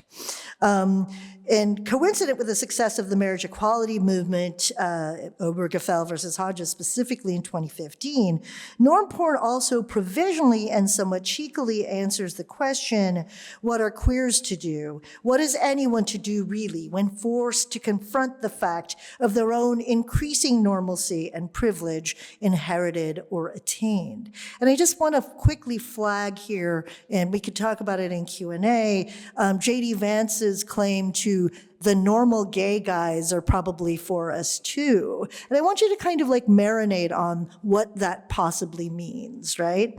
Especially in light of this inquiry. Though queer activity and queer people may be featured in passing on norm porn shows, the genre actively refuses to prioritize queer people or any other forms of difference in any significant way. Instead, norm porn focuses on coteries of enlightened regular, meaning mostly heterosexual people, in what is supposed to be a post-queer, post-racial moment coincident with the Obama era that sanctions our reinvestment in the bourgeois dramas of everyday life. Because of its commitment to the pleasures and pains of the everyday, norm porn derives its release, its expensive spirit, if you will, from the involuntary tears elicited by realist sentimentality. While the generic boundaries of norm porn might be relatively narrow, a viewer might also watch other types of programming and TV genres as norm porn. So you could watch sitcoms like Modern Family, or you could watch the HGTV lineup, food TV, political procedures like The West Wing, and Madam Secretary, and regular old procedurals like the Law and Order franchise as your norm porn, even if those shows are not, essential, like a kind of actual examples of the subgenre norm porn. The porn part of norm porn stems from the guilt driven by both aesthetic shame, i.e., how could a fabulous queer possibly want to consume something so banal, treacly, obvious, and normie, and political embarrassment, i.e., we should want something more than these idealized bourgeois family structures, even if the versions of family we're being offered are slightly more expansive. Add to that a healthy sense of disavowal about one's own material advantages and privileges, and that drives us to conceal the consumption of these bad objects.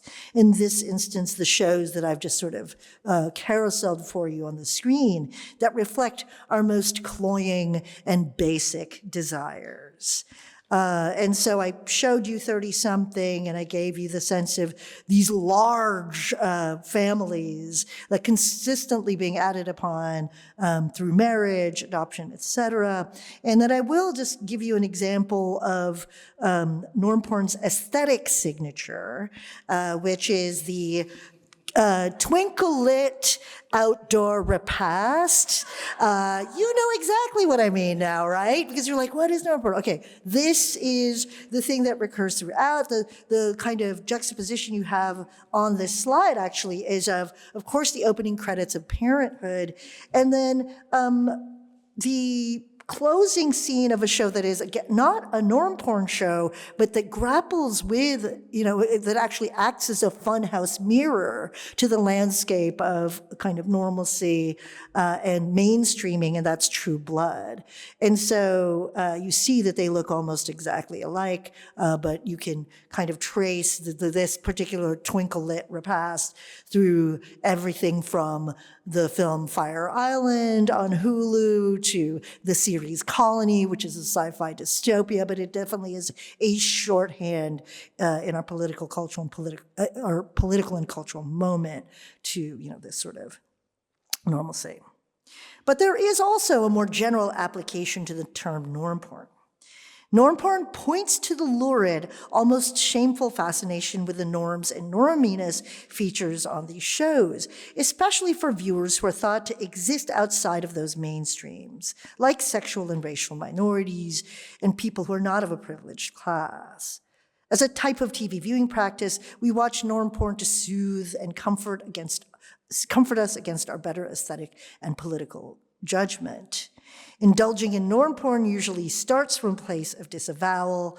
Anti-normative, politically woke, and implicitly also tasteful, edgier queers already know that the soft liberal fantasies we're peddled in realist network dramedies are, as the kids say, problematic. No longer the kids, I guess the 30-year-olds say that.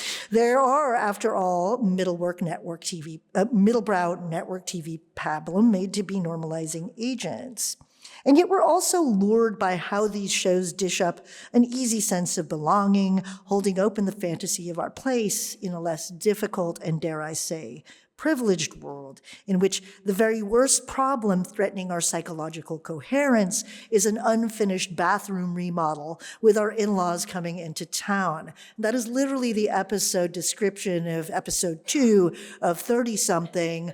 Hope is really upset because their bathroom remodel isn't finished yet, and Michael's parents are coming to town. There you go. So I've shown you some of the TV shows as part of that case study, but instead of focusing on those shows, actually, I'm going to kind of talk about another kind of televisual spectacle that opens the book, a brief example of norm porn and U.S. political and cultural life that constitutes most of the introduction. Joe Biden was declared the victor of the 2020 presidential race on November 7th, 2020, 4 nights, it felt like 40, after Election Day on November 3rd, and nearly a year into a raging global pandemic that I haven't even had a chance to mention yet. Contrary to the righteous snark in my previous paragraph, I and over 80 million other Americans were elated and moved to spontaneous celebrations in the street. We also devolved into fits of sobbing. Do you guys remember 2020? Fits of sobbing liberal tears in relief and release. In fact, throughout the pandemic, which came to define the electoral cycle, one of my closest and expressively leftist radical queer friends would text me every time she ugly cried to shows like Michelle Obama's Becoming on Netflix, or shared a You Go Girl meme featuring Kamala Harris, who many progressives, of course, have decried as a cop. As a virtuous, self-identified leftist myself, though voting for Elizabeth Warren instead of Bernie Sanders in the 2020 primary leaves me open to more righteous critiques than my own, I imagined I'd be too cynical, hardened, and hollowed out to feel much of anything once Biden, who felt like everybody but my mom's last choice for president, was finally declared the victor. But there I was on November 7th, 2020, bumping Janiqua Charles and iMarquee's Lose Your Job Out My Volvo, and wearing a flowered Hedley and Bennett face mask with a bright yellow decolonized sweatshirt, while hoisting a Chinga Tu Maga artist print through my sunroof as I hollered, "Fuck Donald Trump." I even enjoyed the weak, slight rhymey chant of "Bye, Dawn, Biden," as I waited in line for some celebratory croissants and chocolate cake at Tartine in Silver Lake. To be fair, I did not have any Biden-Harris merch to wear or giant flags to wave. Where did everybody get that stuff, and where were they hiding it for all of 2020? But even as I was up to my blue state creative class, urban cultural elite gay gentrification bullshit, I insisted I'd be too good to get weepy, to shed tears like some basic liberal normie who believes in families, wedding registries, I'm married, and twinkle lights in the backyard. I have several strings of those too. Later that evening, as I devoured the spectacle of the Bidens' sprawling intergenerational family mingling in shared triumph with Harris and her husband Doug Emhoff's slightly smaller but still formidable blended family on an outdoor stage in Wilmington, Delaware, it occurred to me that I'd seen this somewhere before. If Trump became the poster figure for a pathological retrograde wish to return to a normalcy not seen since the 1980s, gazing upon the multicultural, multi-generational retinue of Bidens, Harris's, and Emhoffs, nay, weeping at the sight of them, all clustered together beneath the luminous ambience of fireworks timed to Coldplay's Sky Full of Stars, is the distilled essence of norm porn itself. Through this sentimental, cheesy political scene choreographed for television by what was, at the time, one of the most disciplined campaign teams in several decades, we could shoot our proverbial wad. We could let flow freely our pent-up liberal tears. All of us have them, regardless of how we identify, as we witnessed the restoration of order, even if it was the same old New World Order that George Herbert Walker Bush called into being after the fall of the Berlin Wall in 1989. How did we all get here? How do we get to the point where such a relatively bland and moderate brood, in more ways than one, could titillate us so? As CNN correspondent Abby Phillip remarked during her coverage of Biden's inauguration, we could see in them, quote, all the modern families being represented, end quote. What brought us to such a perilous brink that both sidesist Van Jones could exclaim with glee that boring is the new thrilling? And speaking of boring, how is it that so many of us could be induced to fist pump and screech, fuck yeah, in our best rock jock voices when Al Gore appeared to declare in his signature monotone, I'm glad we're moving away from the violation of norms. The Trump regime's aberrance inspired even queer leftists to take up the refrain, this is not normal, throughout his first cataclysmic term in office, while conveniently repressing the fact that violent expressions of white supremacy and misogyny have been at work in most, if not all, of the United States cultural norms since the nation's incipience. Correspondingly, the pleas for normalcy between 2016 through 20 also proliferated from unexpected sectors of society, including queers, crescendoing to a desperate intensity during the outbreak of the pandemic in early 2020.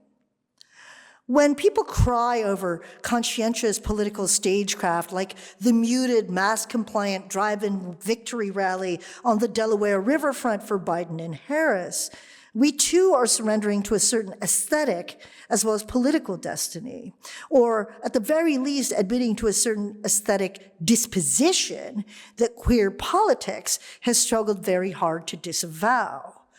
We are admitting to our own complicity with an impossible middle for something middling and even middle brow. And we saw how chasing the middle failed as a political strategy in 2024. And we can think about like what this means just by thinking about some of the protest signs of 2016-17 and in that era. If Hillary were elected, I'd be having brunch right now, right?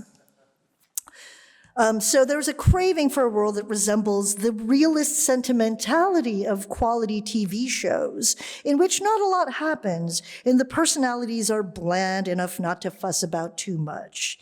It took the pandemic's elevation of yet another average Joe who makes things boring enough to conduct business as usual for me to be able to see this for what it is, norm porn.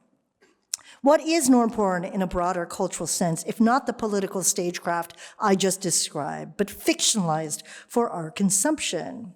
The tears we shed in ecstasy at the promise of boredom, the relief of having nothing to see here amidst the tawdriness of the Trump era are norm porn's money shot.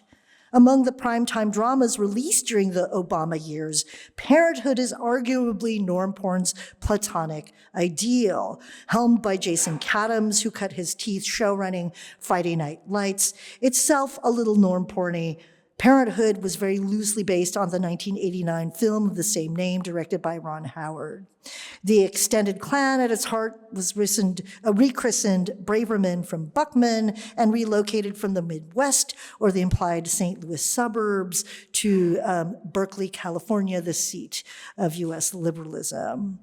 Altogether, Parenthood teaches us how drama can be wrung from the simplest, slightest of life's unexpected, yet also predictable turns involving birth, marriage, sickness, health, and death. And I'm going to play this clip in the background as I continue to read.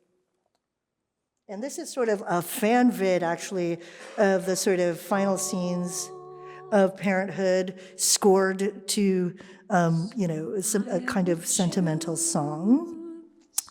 So this is from the series finale, almost universally described by TV critics as a whole tissue box weepy.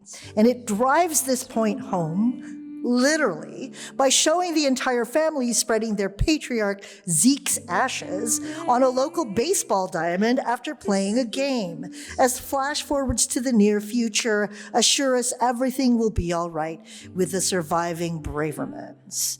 And, you can see that's like, oh, people who didn't have love have found love. Look at this large, expansive, absorbing family. He's a neuroatypical character. He graduated from school.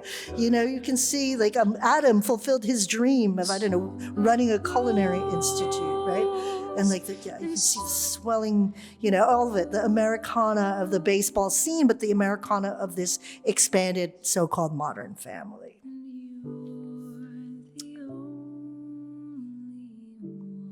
It is little wonder that this show emerged as my objective correlative for the Biden-Harris crew that was on stage that night in Delaware. Joe commingling so naturally and gently with the Harris Emhoffs during these scenes of electoral transition in late 2020 and early 21 prior to the Capitol siege allowed many to flash forward, however fleetingly, to a happier life beyond the hellscape of the Trump regime. And though some of us, including me, might have been loath to admit it, we owed that moment of exhale to the Craig T. Nelson as Zeke Braverman-esque patriarch who accommodated our differences just enough to pave the way for everyone's comfortably bourgeois futures. At least that's how TV would have scripted it before Dark Brandon went full Genocide Joe. As Biden himself narrated and the pundits of CNN and MSNBC echoed, the quote-unquote bridge between Barack Obama, the black man he served as vice president, and Kamala Devi Harris, the first black and South Asian woman to have ever been elected to executive office in the United States. Biden was the bridge between these two. Racial and gender equality of the representational kind, or what passes for progress in our representative democracy, was, if you believe the inaugural TV coverage in January 21, built on this bridge called Joe Biden's back.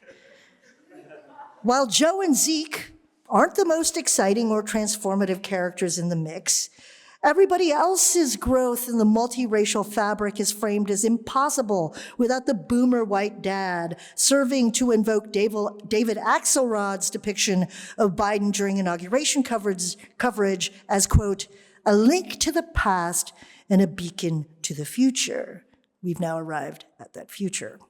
Through Zeke's realist reckoning with his role as a conduit between past and future, which takes us through all 5 seasons of Parenthood, his 2 sons learn to be kinder, gentler fathers. His 2 daughters learn how to stand up for themselves while either finding or rediscovering the men who actually deserve them. Everyone learns better how to deal with difference, especially as the Braverman line begins to generate and accommodate Black and brown bodies through birth, marriage, and adoption. As it turns out, the white boomer patriarch in the form of either Joe Biden or his fictional avatar Zeke Braverman is the bridge I referred to earlier. And though we sometimes romanticize them for their architectural character, what is a bridge but just a middle, a passageway, not a dwelling place between a former destination and the promise of a newer one? And so at this historical juncture, when Americans are forced to face the truth that the enlightened, well-meaning white patriarch is, as it turns out, just a transitional object and not to the future after all, but a violent and unrepentant past, we're better able to understand how our cultural investments in and disavowals of normalcy actually function, of that middling ground that will eventually cede to genocide and fascism. Let me be clear that by pointing all of this out, I'm in no way advocating for or romanticizing the lost middle, bemoaning our lost transitional objects. But I do think we need to observe them closely and try to figure out our affective relationships to these norms as cultural coordinates, especially because they keep lulling us with the promise that everything, despite so much evidence to the contrary, might actually be okay. Television, as the enduring legislator of that middle and a manufacturer of norms that so many have lamented for their disappearance, is where we can begin to process this, where we can begin to arrive at such a stark realization. We find our enjoyment and relief in norm porn shameful because it points to the fact that those of us with the time to luxuriate in these worlds have ourselves acquired the privilege to endow our lives' small, everyday incidents with eventness. We have bought ourselves a time and space to cope, grieve, isolate, and mull over every last detail otherwise lost to the urgencies of subsistence and survival. And I'm coming towards my conclusion here. Without completely giving the ending of norm porn away, because even books of criticism deserve a little suspense, I explain at the end how This Is Us is at once the culmination of norm porn, but also its end. The fact that the show shares numerous production ties to 30-something and Gilmore Girls, including Ken Olin, who plays a pivotal role as a director and producer, and of course Milo Ventimiglia, who migrated from Stars Hollow to Pittsburgh to serve as the Pearsons' patriarch. It's the obvious inheritor of norm porn's legacy. Yet This Is Us also accomplished various things with its formal structure, its politics, and its relationship to reparation and repair that leave behind some of the easy ways that norm porn absorbs racial and sexual difference. Because of its looping timelines and layered relationship to memory, This Is Us forges its own multiverse in ways that are surprisingly queer. The series also finally admits and accepts on primetime TV, no less, that family and the nation is constituted by trauma, not a structure of refuge that protects us from it. Family doesn't resolve or heal us, as many family shows and family themselves like to imagine their function. We carry on in spite, not because of what we inherit from them. So on November 7th, 2023, exactly 3 years after this tweet about the Biden-Harrises, comparing them to the Bravermans in Parenthood, norm porn has finally come out after several historically necessary rewrites, including the interceding Trump years and the fantasy of repair peddled after Biden's narrow victory in 2020. And I demanded to the press, I was like, we need to get this out before the next presidential election because it's not going to work otherwise, I'd have to rewrite it. So this book about grief, comfort, and their entanglements debuts amidst the horrors the world was beginning to bear witness to out of Palestine, as if there had been nothing to pay attention to since 1948. A book about gorging oneself on the bourgeois liberal new normativity of American television seemed, at least to me, its author, like it couldn't matter less amidst the death and obliteration that continues to this day in Gaza, a tirade of violence and destruction with hundreds of thousands of lives across generations and genealogies lost, an inhumane aggression itself forged from a trauma response, not only to October 7th, but through centuries. Let me be clear. In offering this context about the book's release, I'm not trying to draw facile connections between the process of mourning that norm porn explores and the political and humanitarian crisis that continues now as the world calls for an end to the genocide and occupation. Brave people have put their bodies, livelihoods, and actual lives on the line by asking the world not to instrumentalize their grief in the service of more annihilation and ruin. At another book event for Norm Porn recently, I spoke to the question of whether or not Jonathan Glazer's Oscar-winning film Zone of Interest is, in its own horrifying way, an iteration of norm porn. My answer to this is that even though the film itself doesn't function in the genre of norm porn, it's also a movie and not TV, so its social function is different. It lays bare how the peccadillos of aspirational bourgeois life, whether or not a visiting mother will be pleased by progress in the garden or wrangling over status promotions and keeping up appearances, has the powerful capacity to drown out unmitigated terror unfolding within earshot just over a wall, polluting the rivers and seas that also serve as sites of leisure and respite. The circumstances of having to re-encounter my book through this lens have allowed me to understand with greater urgency how norm porn, the book, and its insistence on looking at how TV's big feelings work on us and through us might help us confront the privilege and detriment of turning away, of looking elsewhere when the moment demands one's presence. In the year since, it has given me hope that in the tiniest, most infinitesimal way, it might inspire more of us to show up and speak out, even amidst our unrelenting grief, for the many among us without the luxury to be soothed. Thank you.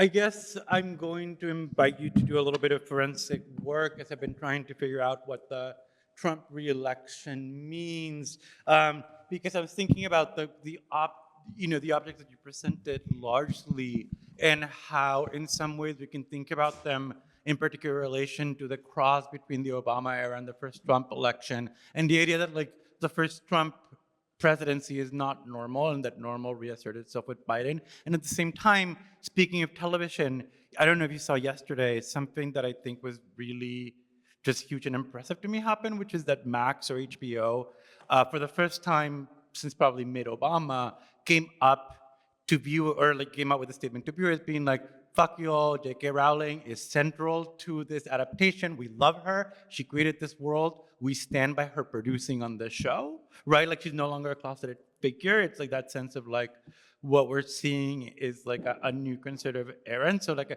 there was something, I don't want to know if I want to call it anachronistic, but like to maybe speculate or reflect on the genres that you talked about and like the fantasies that they represent, right? Like I was almost happy to see an MTV clip and being like, the way that it was edited, I was like, oh, I feel so nice. And I also, I don't know, actually, you, Hunter, but all of us are about 40.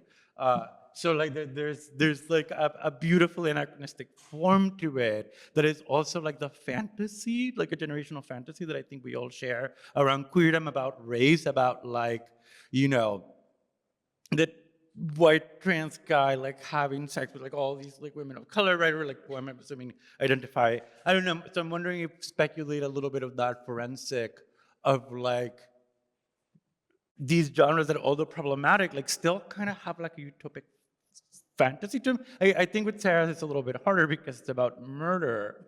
But even but even then, right? Like that sense of like the citizen detective solving like the murder, or like even like the fantasy that is broken by the Trump election, right? In which like, well, what is driving like Trump is actually misogyny against white women, when it's like, no, actually, right? Like the numbers don't show that. So yeah, I'll just leave it there before I open it up.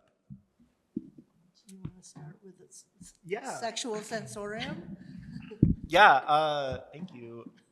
Are You the One, that season of Are You the One came out in 2019, and so I think it came out at a time in which many of us were still associating what we watched with some kind of politics in that way, right? Like somehow watching Are You the One's queer season can be seen as like, no, I'm not participating in what the Trump TV show is giving me. I'm sort of staking my identity and tying it to my media consumption. And I think that's one of the reasons why the season was seen as so sort of revolutionary in that sense. The previous season, which aired in 2018, and which was, you know, it's normal 11 men, 11 women, 11 heterosexual couples, that season was actually rather notable because a number of the contestants figured out that they were politically conservative, and some of them were very MAGA, and that's how they figured out how to match with each other.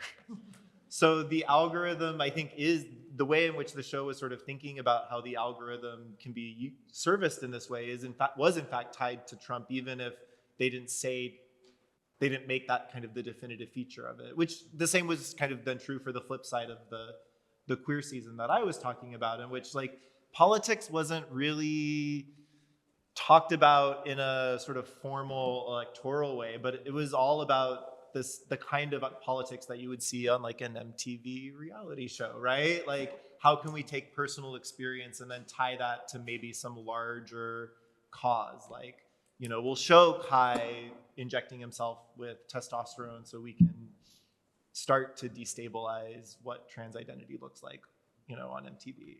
So I think there was I think importantly, like, Are You the One has only come out with really one season, like in the Biden years because of the COVID delays in production. And so I think it will be interesting to see how MTV's dating shows kind of take up this question in the next administration. We've already seen with a lot of streaming services, you know, more queer, even if problematic, representation in the genre, like The Ultimatum or Couple to Throuple or, you know, stuff like that. So it will be interesting to see how that shakes out when now we're back maybe into that. I'm going to watch things that I know confirm or speak to my political beliefs, which maybe segues into what norm porn will look like in the next 40 years. Well, you know, like I always argued that sort of norm porn ended with This Is Us, and it's like sort of done, you know, with that, because everything after that really just kind of becomes then the cookie cutter replication of, you know, it does just kind of flatten into kind of the generic, right? Like A Million Little Things is not that. But I think that I would step back to like a point that you made and also that Sarah made around like, you know, first of all, is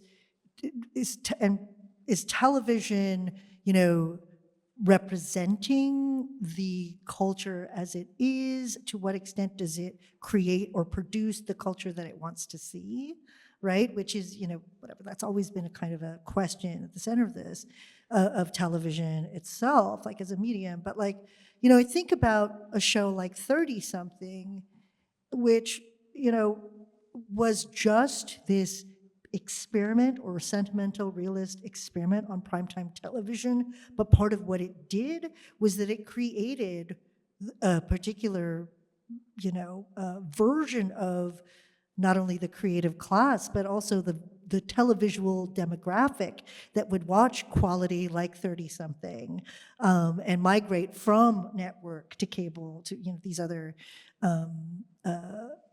to quality cable or what have you. So I think that that's an important thing to sort of drill down on, is like sort of, are these dating shows, are any of these genres, you know, to what extent are they representing or trying to produce this sort of not only the kind of idealized subject, but the idealized consumer of itself. I don't know if that makes sense, but yeah. MTV's making more bisexual. Exactly. I'm gonna have to think about this a little bit more, but I think it's a really interesting question. Well, or the way I'm sort of like thinking about what you asked, and maybe this isn't the question you asked, but the way that I'm thinking about it is sort of like how will true crime evolve generically? And like, I just keep thinking about, I mean, there was, in the kind of like late Trump, early Biden moment, I guess, that these shows came out that I talked about today. I mean, it was still the sort of like vapor trail of Me Too. And I think that, and I think the kind of like the white feminism of the kind of like mainstream Me Too movement very much informs the kind of like discursive politics that both of those shows, both of those true crime docuseries are shot through with. I'm thinking, and there's very much a kind of, it's like white feminism, post-feminism in a way. But I think that, I keep thinking about the Trump speech kind of late in the campaign where he said, he was like, I'm gonna protect the women whether they want me to or not, right? And how the sort of, kind of like liberals were recirculating that, right? As like, okay, this is yet another warning that it's, that it's against like white women's best interest to vote for Trump, as if somehow that was gonna, as if somehow that argument, was actually gonna work. I keep thinking about that and sort of like, how will that kind of logic inform true crime moving forward?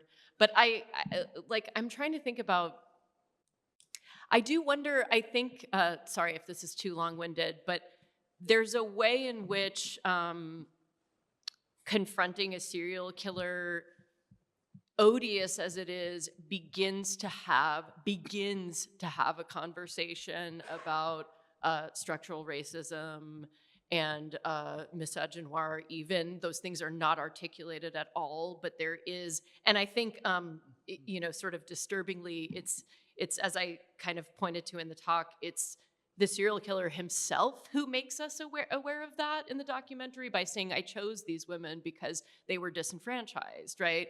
And there is a kind of strain of true crime that has been emerging where this is more of a conversation. I'm thinking of a lot of the media that's been done around the Long Island serial killer. I don't know if any of you are following that case, but it's like crazy because they like caught him, like he's going up for trial. Anyway, clearly none of you are paying attention to this, but anyway, he's literally like, they caught him like in the last year. It's like insane. I urge you to look into it.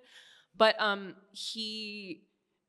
there is actually a conversation about how he targeted sex workers, and the kind of way that his victims are spoken of is different from how they were spoken of in the past, even when this case kind of came to public's light, it came to sort of light.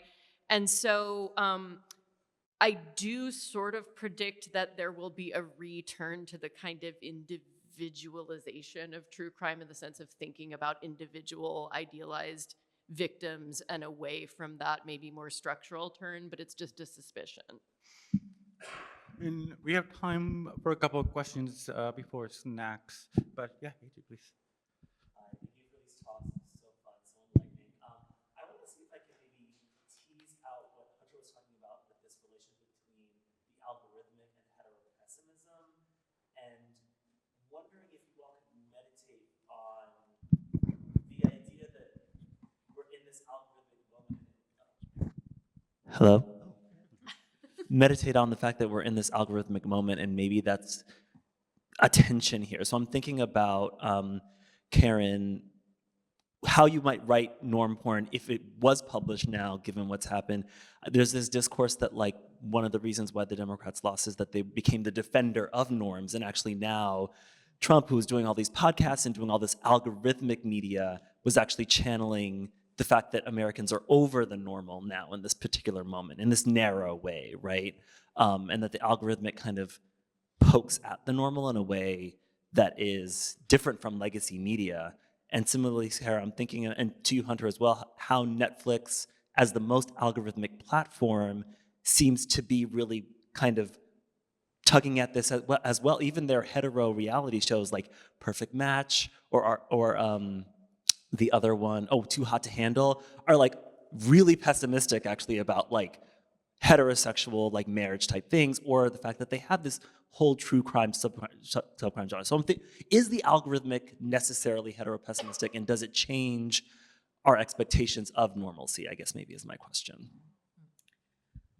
I just say that there's that Nagel book, Kill All Normies, which is about how the alt-right actually became anti-normative, right? Explicitly so in its rhetoric. I'm sorry, did you say Hegel book? Did I hear that? No, Nagel. Oh, I was like, wow, Hegel. Yeah, he really Who anticipated that. He went for Nagle,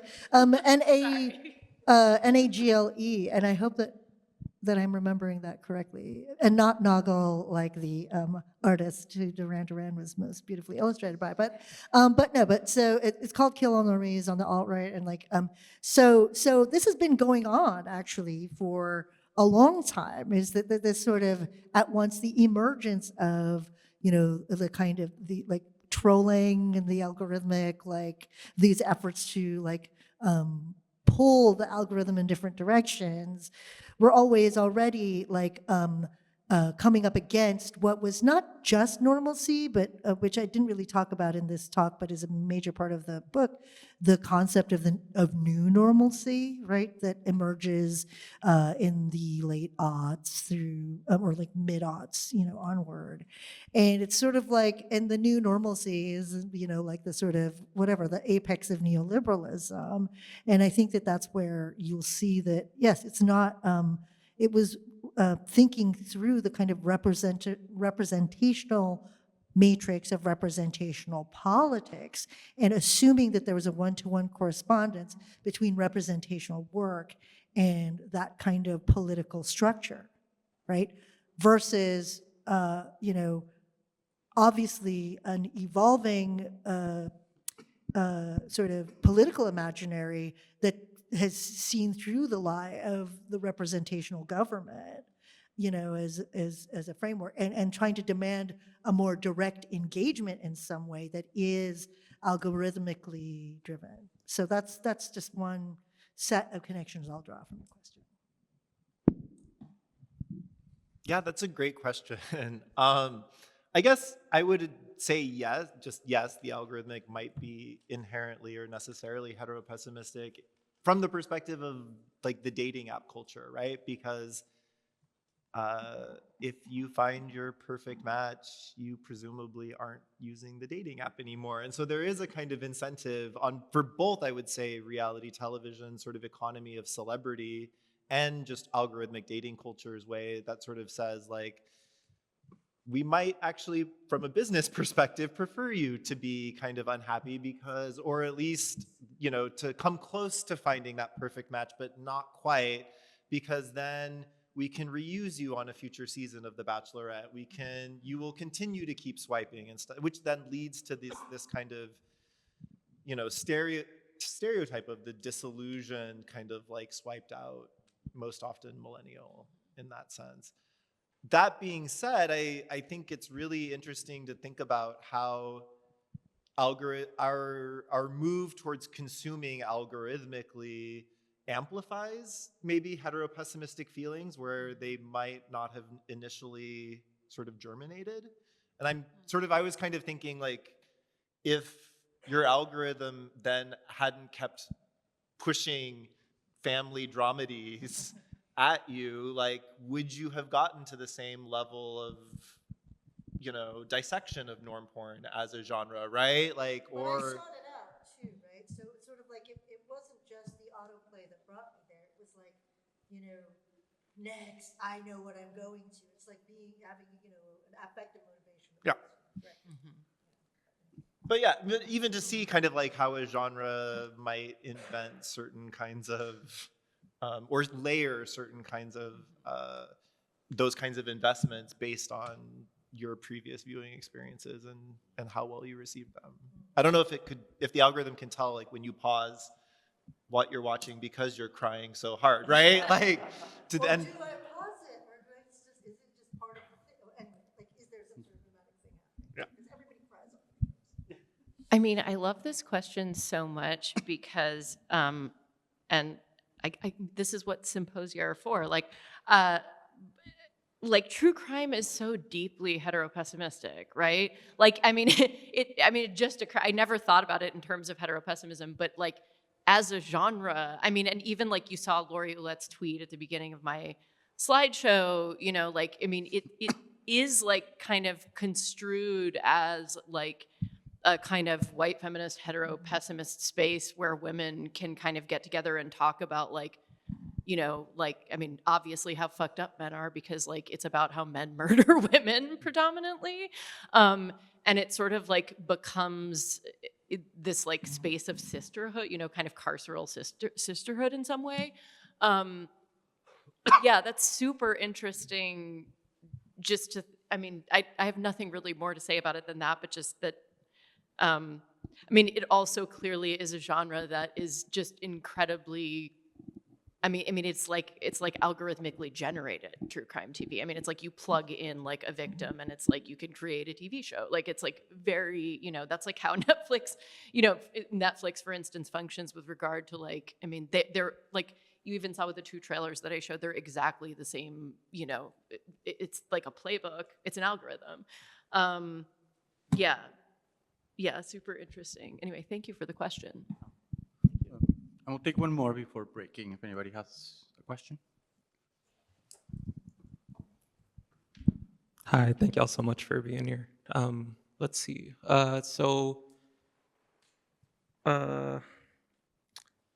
Professor Kessler, you're okay. So something I was thinking about was, I mean, like, right, like the notion of normativity, but also kind of in relationship to kind of what Freud talks about as like the Heimlich or the unheimlich. But what I like that because like I feel like Professor Tongson, like your talk on norm porn is like a Heimlich normativity, where like Professor Kessler's is like a talk on unheimlich normativity. So there's this like safe version and this unsafe version, but both of them work to like entrench those values. And then I wanted to kind of also a little just like observe the kind of like erotics of the titles of your talks, right? Like one is like porn and another one is like white women's kink or but so I'm, and then that kind of like starts. We're married, so that's also yeah. awkward. Yeah. Yeah, I'm just, and then I guess just like considering the erotics of that, like how that kind of starts to spill over into your talk, Professor, like, I'm right or about not, right? So basically, like, normativity has this flexibility of like presenting itself as safe or unsafe, but also like as just the general notion of like erotics or sexuality, like as an entry point into the sentimentality of the whole structure. So I would just wanted to create an opportunity for y'all to talk about that. Not quite a five-some, but maybe a threesome. Actually, a five-some. Oh, yeah. Well, I mean, there is something I want to say about like, I fully had like a way of connecting these things, and now I've just it's totally flung from my mind once the word fivesome was reintroduced into the discussion. But I do think that like there's right, porn, like the use of porn, and I've thought a lot about, you know, my use of that term, especially talking to my friends and other scholars who actually work on actual porn, right? And and how the metaphorization of that, especially with something that it's kind of complete opposite, right?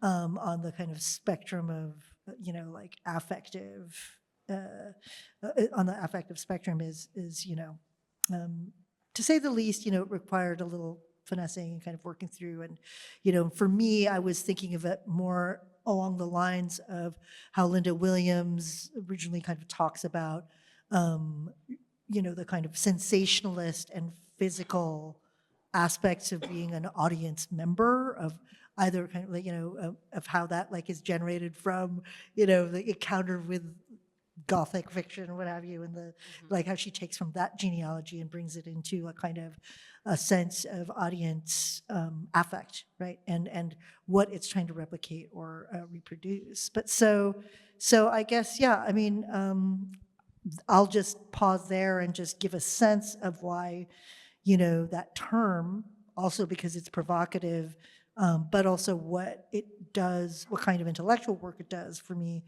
is used as part of the project, even though like actually much of norm porn elides sex and sexuality other than from the really kind of mundane contemplations of like anxiety around whether or not enough sex happens in a kind of married milieu.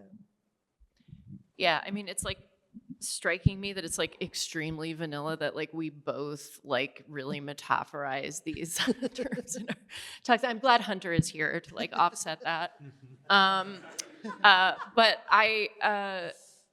yeah, I mean, I think for me, like, there is also like, and I sort of, yeah, I also tried to gesture to this in the talk, but it like, there's this way in which these narratives are always only dramatizing, but dramatizing the actual brushes with, sexual violence within the shows themselves I mean, even of sort of like Gillian Lauren's kind of very consensual, engagement with the serial killer, right? Where that violence is being talked about as like a kind of frisson and a kind of erotics, right? While the sort of subjects of his, career of violence, it's sexual violence, right? There's like no dimension of it's murder, and the kind of like collapse of that. I guess I was thinking about I guess in a way, like when Karen said earlier, like. Norm porn is not just about a genre, but also like depending on the person consuming like the object, they could be consuming an object as norm porn, It's like a viewing practice. Sorry, yes, that's what I meant.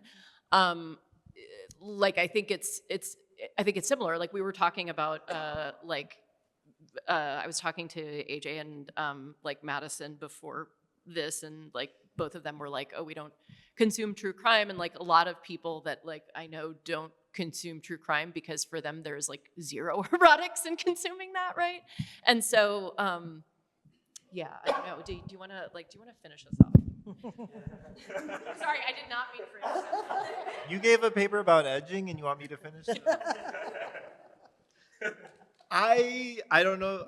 I think it's really interesting for norm porn to sort of describe this kind of viewing practice, especially in an age in which porn viewing is not just normal, but beyond normal. It's so normalized that now we have to talk about it in addictive terms, similar to the ways that we talk about reality TV or true crime. And so what I think is, there is also which are both true crime and reality TV are historically feminized genres, as is the dramedy, the family sort of dramedy in that sense. And so I think there is a kind of thread about how these genres that are playing off of a certain kind of either subtextual erotics or, in MTV's case, a very explicit erotics, right? That also has to be subdued a bit because it's not actually going to show the five-way. It's going to show the night vision kind of censored version of it, right?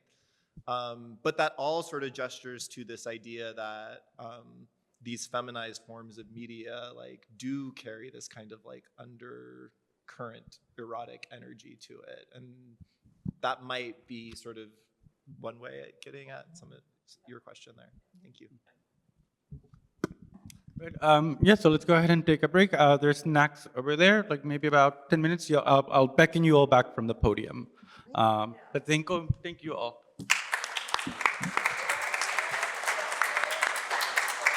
All right, hi everybody. We'll start making our way back as I read the bios. If anyone wants to stock up on any last second coffee. I think the brownies went pretty quickly.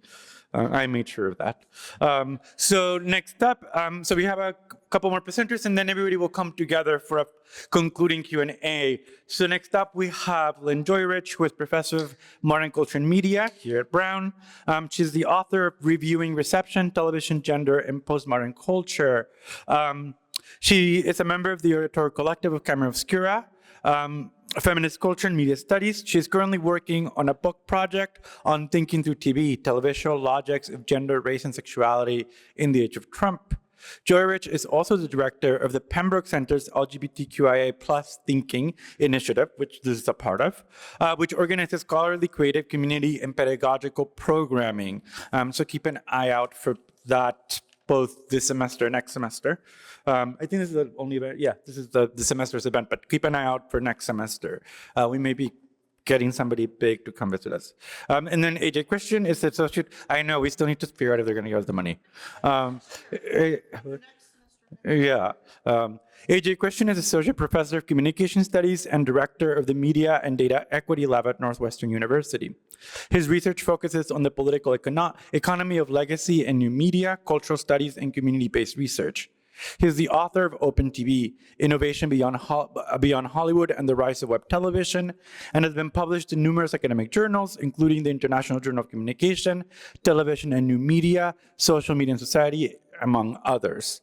He is currently at work on a second book, Reparative Media, Cultivating Stories and Platforms to Heal Our Culture, which explores how to repair systemic harm and discrimination in media, technology, and research. And I'll stop there so we can get going. And so,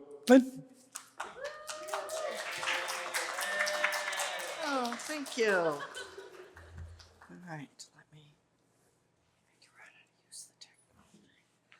Okay. Sorry, I'm very bad with technology. All right. Across the seasons of the post-apocalyptic sci-fi program, The 100, a recurring refrain was "do better." The program followed the attempts of various groups of survivors of a nuclear holocaust to save humankind from extinction. Yet in their struggles, they always seemed to end up producing and reproducing catastrophes, with intra and intergroup aggressions, new biohazards, and in general, repeated mass death, thus yielding that plea to do better.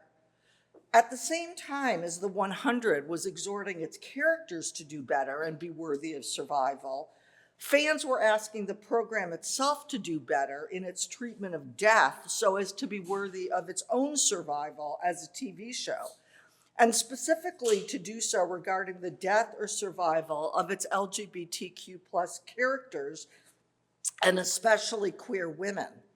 Indeed, viewers initiated an LGBT Fans Deserve Better campaign when the 100 killed off a fan favorite character, Lexa, just after she seemed to have found love and perhaps more pointedly enjoyed sex with another woman, Clark, though the campaign referenced not just this, but the deaths of so many other queer characters as well. In fact, by various media critics' count, by 2016, when Lexa died on the 100, over 200 lesbian characters and lesbian and bisexual women had died across fictional television's history, with 6 more dying in just the 2 months after Lexa's demise, what some estimate as around 43% of all queer women on TV, or 28% of all LGBTQ characters. From 2015 to 2017 alone, 62 lesbian or bisexual female characters wound up dead. These figures, of course, depend on how one classifies and calculates.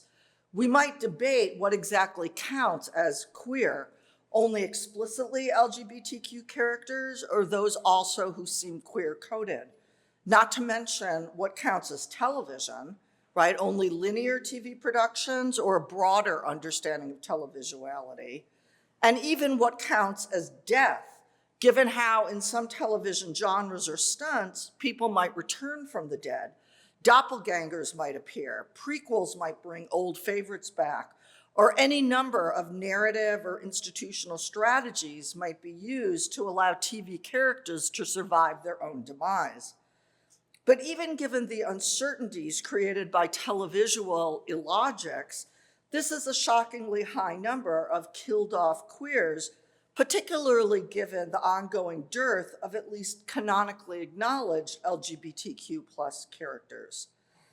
And it's not simply the quantity of queer characters dying on television, but what disgruntled viewers see as the quality, the hackneyed plot devices that serve only industry demands.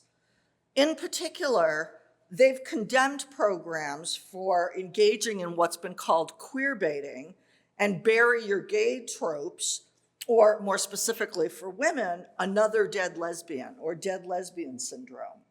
For in the queer baiting marketing logic, the queer is positioned as both the bait and the target, targeted extra-textually as consumer and commodity, while targeted textually within programs for the kill, revealing how media industries can acknowledge queer folks as economically significant, yet position them existentially as thoroughly insignificant, indeed as expendable. This was exemplified by the case of The 100. Producers had encouraged what fans termed the Clexa, Clark plus Lexa pairing, seemingly giving their seal of approval to this ship, term in fan discourse for a romantic or sexual relationship, right? With the showrunner explicitly promoting Lexa's appearance. This encouragement was valued by fans who supported the show in turn, affective support that translated into financial support through not only their own viewing, but their free labor toward promoting a program that ended up undermining their interests, even as it incited them to participate in their own commoditization. The financial sense, at least from the industry's perspective of this death, came at the cost of narrative sense. Shortly after Clark and Lexa finally had sex after more than a season of sexual tension, Lexa was accidentally killed by a stray bullet, and so her death seemed both random and pointless. The bullet was, in fact, meant for Clark, but Lexa didn't purposely take the hit to save her, not being aware of what was going on. So her death was not tied to any sort of character motivation or hero arc, and it marked a kind of ignorance on the part of both the shooter and the one shot, not to mention on the part of the producers who surprisingly did not anticipate audience anger at this version of, or this iteration of Kill the Queer. The fan outcry, though, did eventually lead to industry discussions of queer baiting and the bury your gays trope. A group of 4 women in the television industry created the LGBT Fans Deserve Better pledge, more commonly referred to as the Lexa Pledge, in which the signers promised to give LGBTQ characters significant, and this is a quote from the pledge, significant storylines with meaningful arcs, to refuse to kill a queer character solely to further the plot of a straight one, to avoid making story choices that perpetuate that toxic trope of bury your gays, and to never bait or mislead fans via social media or any other outlet. Yet few people in the industry actually signed the Lexa Pledge, only 16 writers and producers, with others worried that it could inhibit the creation of complex characters and storylines. More successful were fan-driven efforts, such as the creation of Clexicon, a, quote, multi-fan event for LGBTQ+ women, trans, and non-binary fans and creators, and reaching even beyond televisual and fan formations, also a large charity effort for the Trevor Project on behalf of fans, the Trevor Project to prevent LGBTQ youth suicide. Likewise, raising money for that same youth suicide prevention organization were fan groups inspired by the program The Magicians, which is another case that I explore in the larger project from which this paper comes. But the Magicians, whose executive producer, John McNamara, noted such an argument about complex narratives in explaining his decision with going ahead and killing that show's central queer character. In fact, in that narrative, there remained uncertainty about whether that death was itself a suicide or a heroic savior attempt, an instance of self-erasure or of sacrifice for a community. When pressed about this, McNamara refused to give a definitive response to the question of character motivation, stating, quote, "There's a saying a psychiatrist once said to me, which is that the subconscious always gets what it wants, and the conscious mind often never knows." McNamara's explanation links death to subconscious wants, or as Sigmund Freud termed it, unconscious desire. It thus hints at the complexities of what psychoanalysis calls the death drive, which has been claimed by some queer theorists as enabling a radical disruption of hetero and homonormative orders of reproductive futurism, and as a force beyond the pleasure principle of any easily circumscribable, commodifiable, and consumable pleasure. Indeed, in his text, Beyond the Pleasure Principle, Freud takes on the puzzling question of our attachment to unpleasant, even traumatic losses, such as he saw in his grandson's repeated staging of the departure of his mother through a game in which the child would throw out a reel of string, forcing it to depart as he uttered what Freud took as an attempt at the word fort, meaning gone, and then reel it in again to the sound of da, or there. Both managing loss and aggressively producing it, indeed only managing it by producing it, the child's behavior points to the doubleness of the death drive, the paradoxical mix of seeming opposites that are not yet opposite, but necessarily intertwined until symbolic law, the law of the patriarchal family, language and exchange is erected to mark and regulate the differences. Entering into symbolization, as with the uttering of fort and da, yields the possibility of articulation by which the subject attempts to place himself and his world. Yet any attempt at placement via specifying sensations, objects, meanings, inevitably displaces the subject as well, as those sensations, objects, and meanings necessarily slide along their signifying chains. That both excess and lack, the impossibility of any grasp on an absolute real in the slippages of signification, is, according to a semiotics-inflected psychoanalysis, the constitutive trauma of being for humans, that is, for those in a symbolic order, and thus the loss or minus around which all drives circulate. We use symbolization and representation to try to make up for that negativity, even as it's constitutive of signification and subjectivity, and thus inescapable. Hence, both the aggressivity and pacification that emerge in the Fort Da game and the appearance of the death drive. With this both repetition and difference, this excess and lack, the death drive is the drive par excellence. Indeed, as Jacques Lacan states, every drive is virtually a death drive, pursuing its own extinction as it attempts to move beyond the pleasure principle.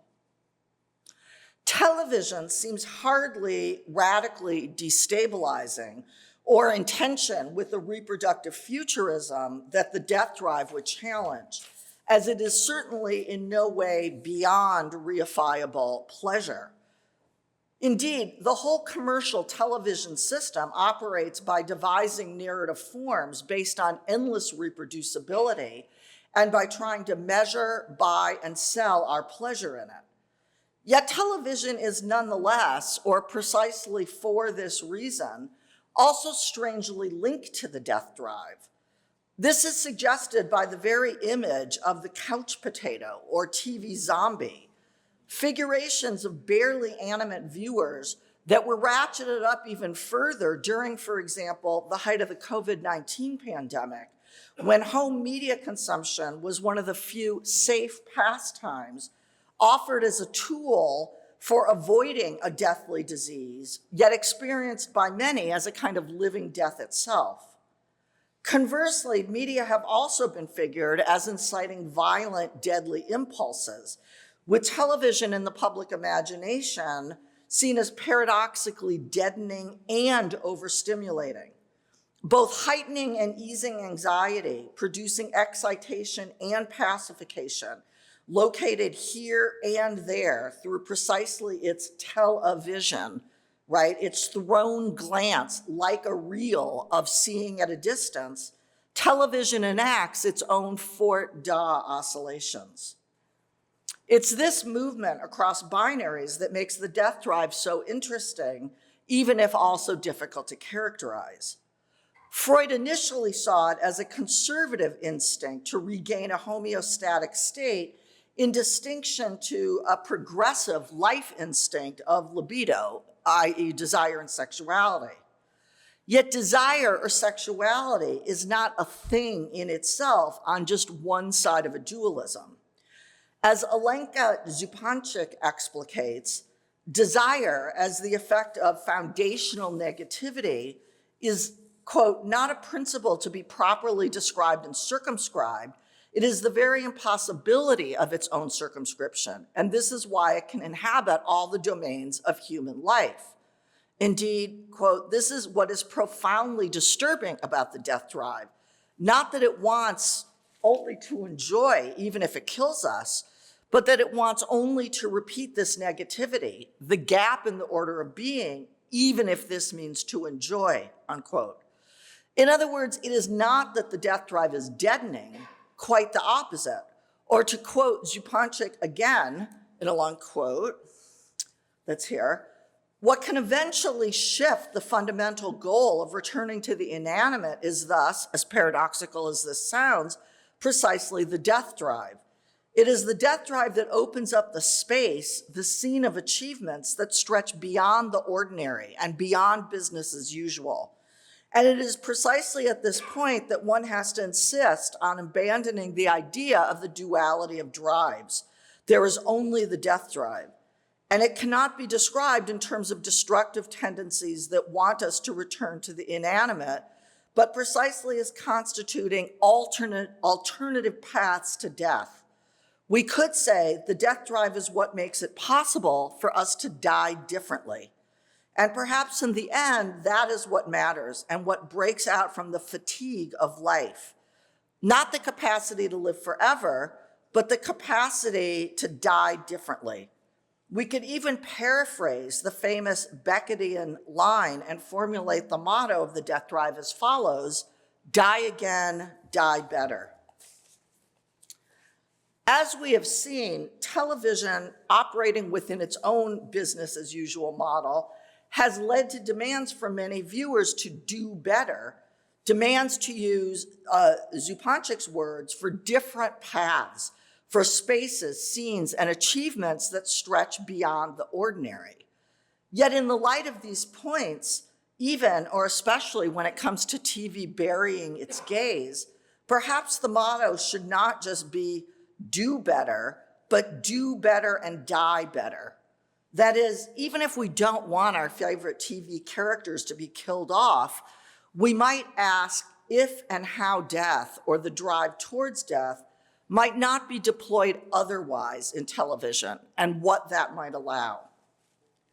Such psychoanalytic arguments might explain why some queer theorists have claimed the death drive as offering radical potential. Claims I find interesting to pursue in the light of television's own death drive, as marked by its temporal structure of both repetition and seriality, its effect of both liveness and petrification, its status as both the dead and the undead, as it continues on despite contentions of its passing.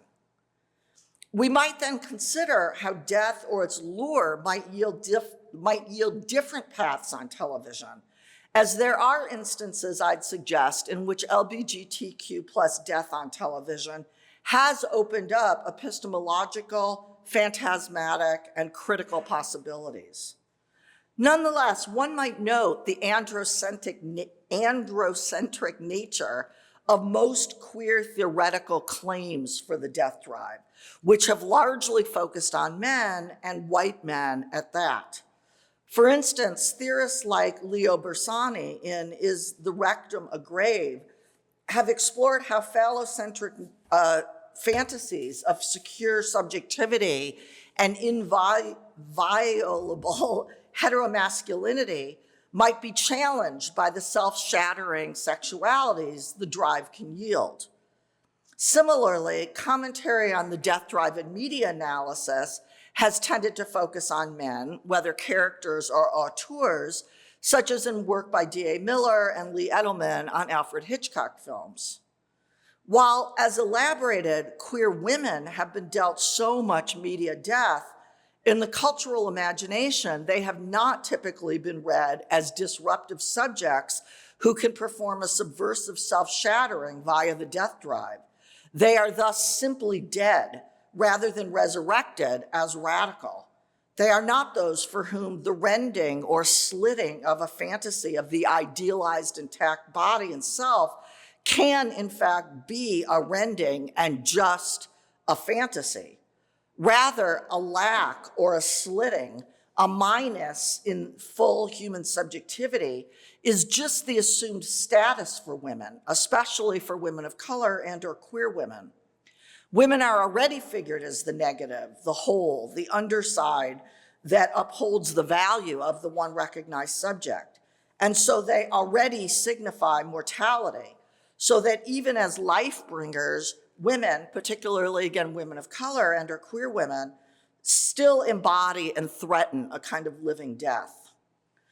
Looking for some sort of alternative to TV's treatment of lesbian death might thus seem like nothing but a dead end. Yet given television's resistance to endings with a textual form that goes on, is it just a dead end? Or in the light of televisual logics, might TV be able to offer a revisioning? As a medium that has historically been figured as feminized, even as it placates masculinity, derided as both sexually titillating yet too tamely desexualized, on the border of in and out, never quite live enough yet always undead, television itself is a split subject and a torn object. Perhaps then, from its very location in ambivalence, it can reveal ways to drive the relationship between queer women, media, and death differently.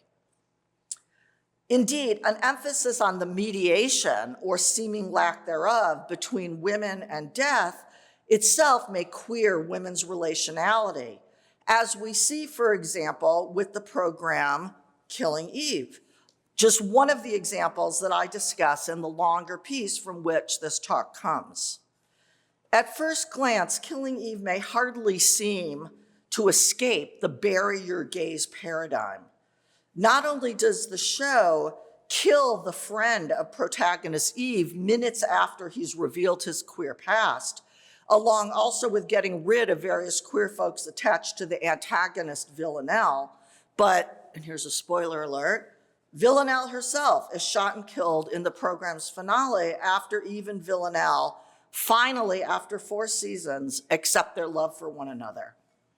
But rubbing against the dismissal of the program as nothing but another sensationalized deployment of the dead queer trope, on closer look at a text that itself invokes sensations of rubbing up and women trying to get a closer look, Killing Eve reveals and revels in the deviations that define the queer and the death drive, drawing the viewer into that deviancy as well, and so giving life to the can't-be-buried queer desires that propel the show. Generically, Killing Eve is a twist on the spy thriller in which both the investigator, Eve Pilastri, and the assassin whom she's tracking, Oksana Astakova,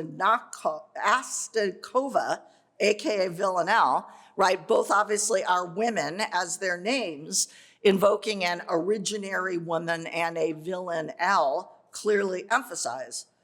The program thus invests the genre, which is already suffused with voyeuristic eroticism and a tradition of femme fatale, with lesbian undertones, linking women in relations of investigation, appraisal, pursuit, retreat, competition, and at times collaboration.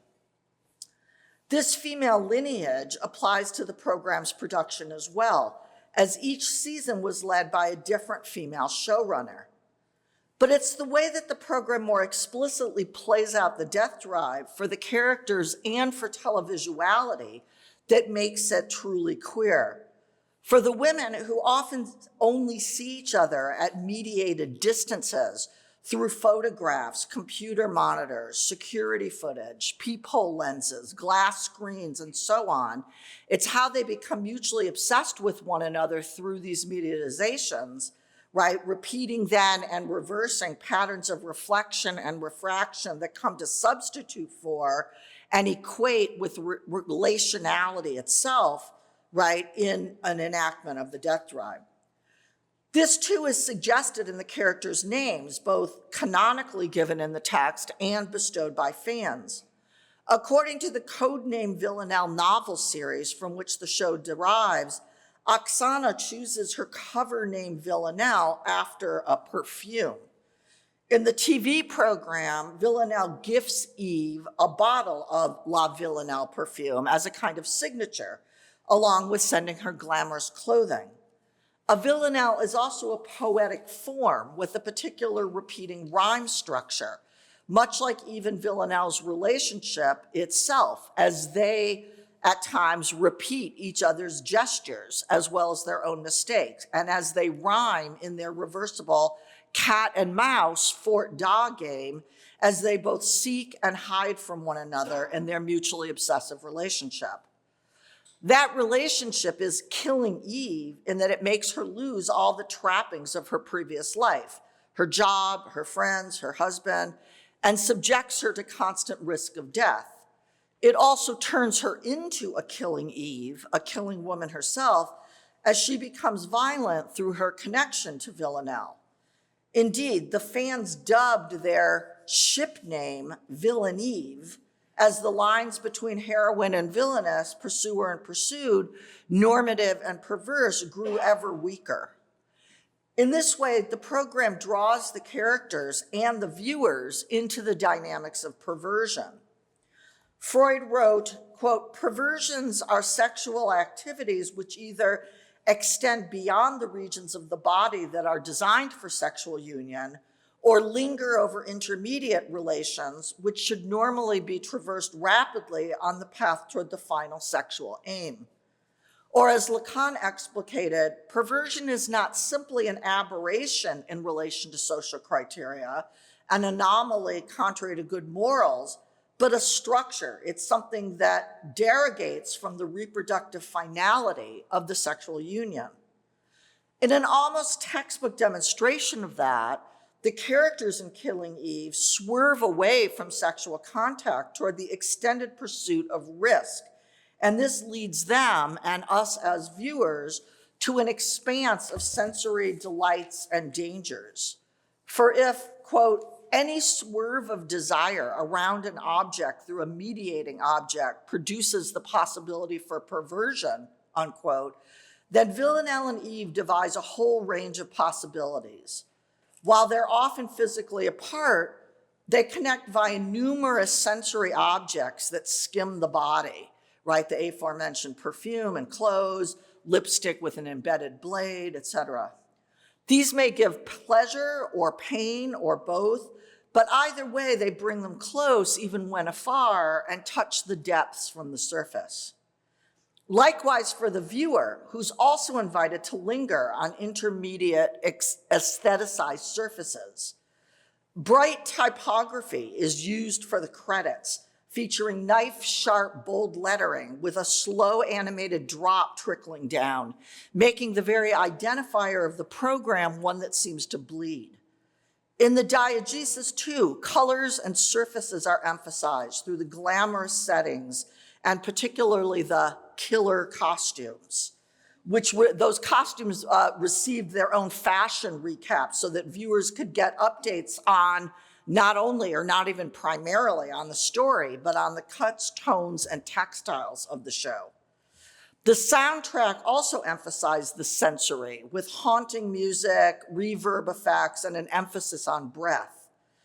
Killing Eve thus calls attention to a sensorial network, the mediation through materials and techno skins, like that of the television screen itself, which provides a kind of intimacy, even as Freud said, extends beyond the region of the body.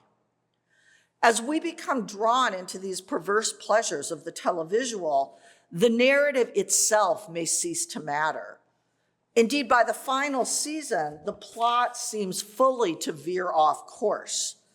Rather than being guided by the aim of discovering the secret of the international crime syndicate, as one might expect for a spy thriller, Killing Eve becomes driven by the perverse deviations themselves, by Villanelle's Fort Da game, and the sensations yielded by the televisual dynamics that lure us into that irresolvable game as well. Even the hope that Eve and Villanelle will wind up together is twisted, for what might that even mean for a story in which the characters are as likely to kill as kiss one another? In the series finale, a truly perverse end to any goal of a union, at least a normalized union, between the pair plays out. After Eve saves both Villanelle and herself from another psychopathic killer, the two finally share their passion. But they still have a mission that they want to complete, finally taking revenge on the international crime syndicate behind much of the show's death, though the story of that syndicate has lost whatever sense it had by this point. They thus head to where the leaders of the group are meeting, which is a riverboat, so it's an actual ship that they board, right, that also happens to be hosting the wedding of two men on another level of the ship. In fact, to board the ship, Eve poses as the men's wedding officiant.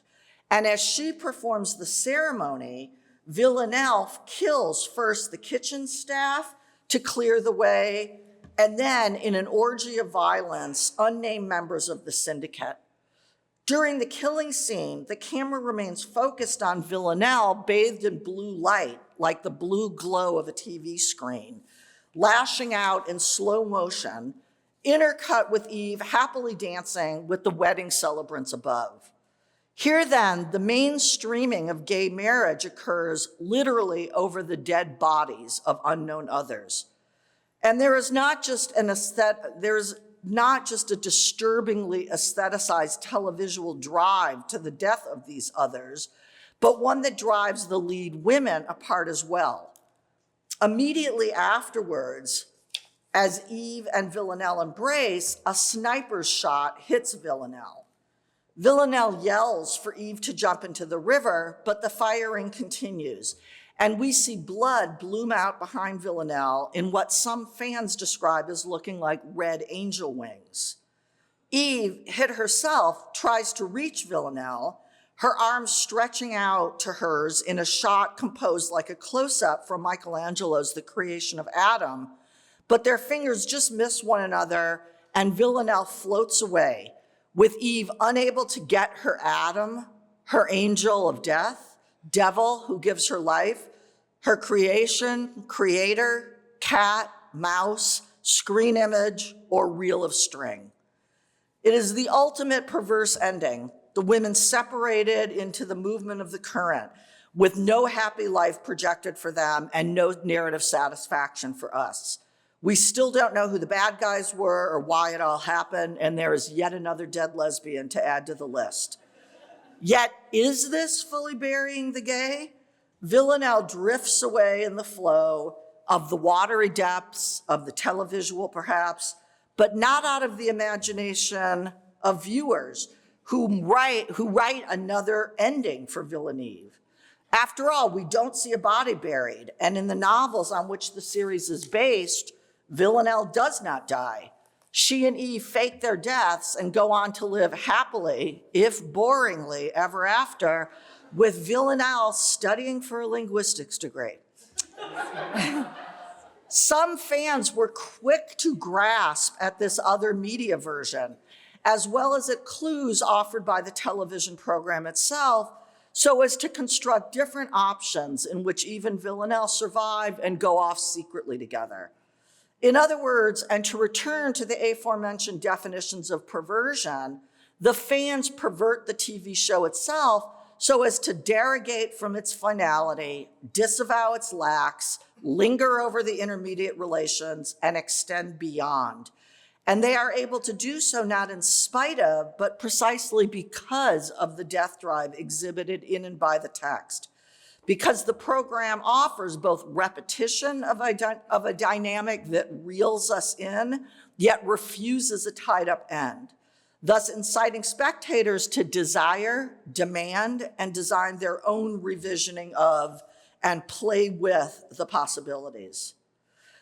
This is just one example of how the televisual mobilization of the death drive might, if not do things better, at least perhaps do things differently, opening up rather than just shutting down queer desires. Other cases that I explore in the longer work include the Latino-centered program Vida, the technologically, literally televisually located Black Mirror episode San Junipero, and then not just involving queer women, but more broadly, Pose among various other Ryan Murphy shows, The Last of Us, and Our Flag Means Death. These are all programs that are marked by dead lesbian syndrome or bury your gaze, but they are also ones that suggest that while we should take viewer critique seriously, we cannot just evaluate TV death on the basis of character identity or its demise. Instead, we might imagine how televisual dynamics can allow for different circulations of desire, and how specific televisual treatments can themselves reflexively encourage us to think about the potential relationships between television, queerness, and death. To think about, as Zupančič puts it, how to die differently, which also poses questions of how to live differently, how to create differently, how to want differently, and how to watch differently. Thank you.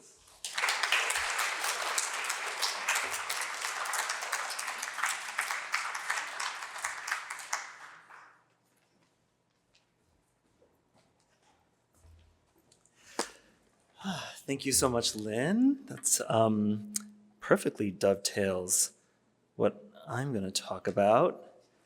And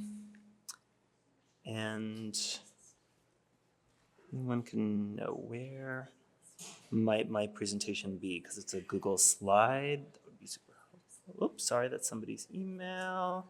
Or is it? Is that where my thing is? Okay, great. Perfect.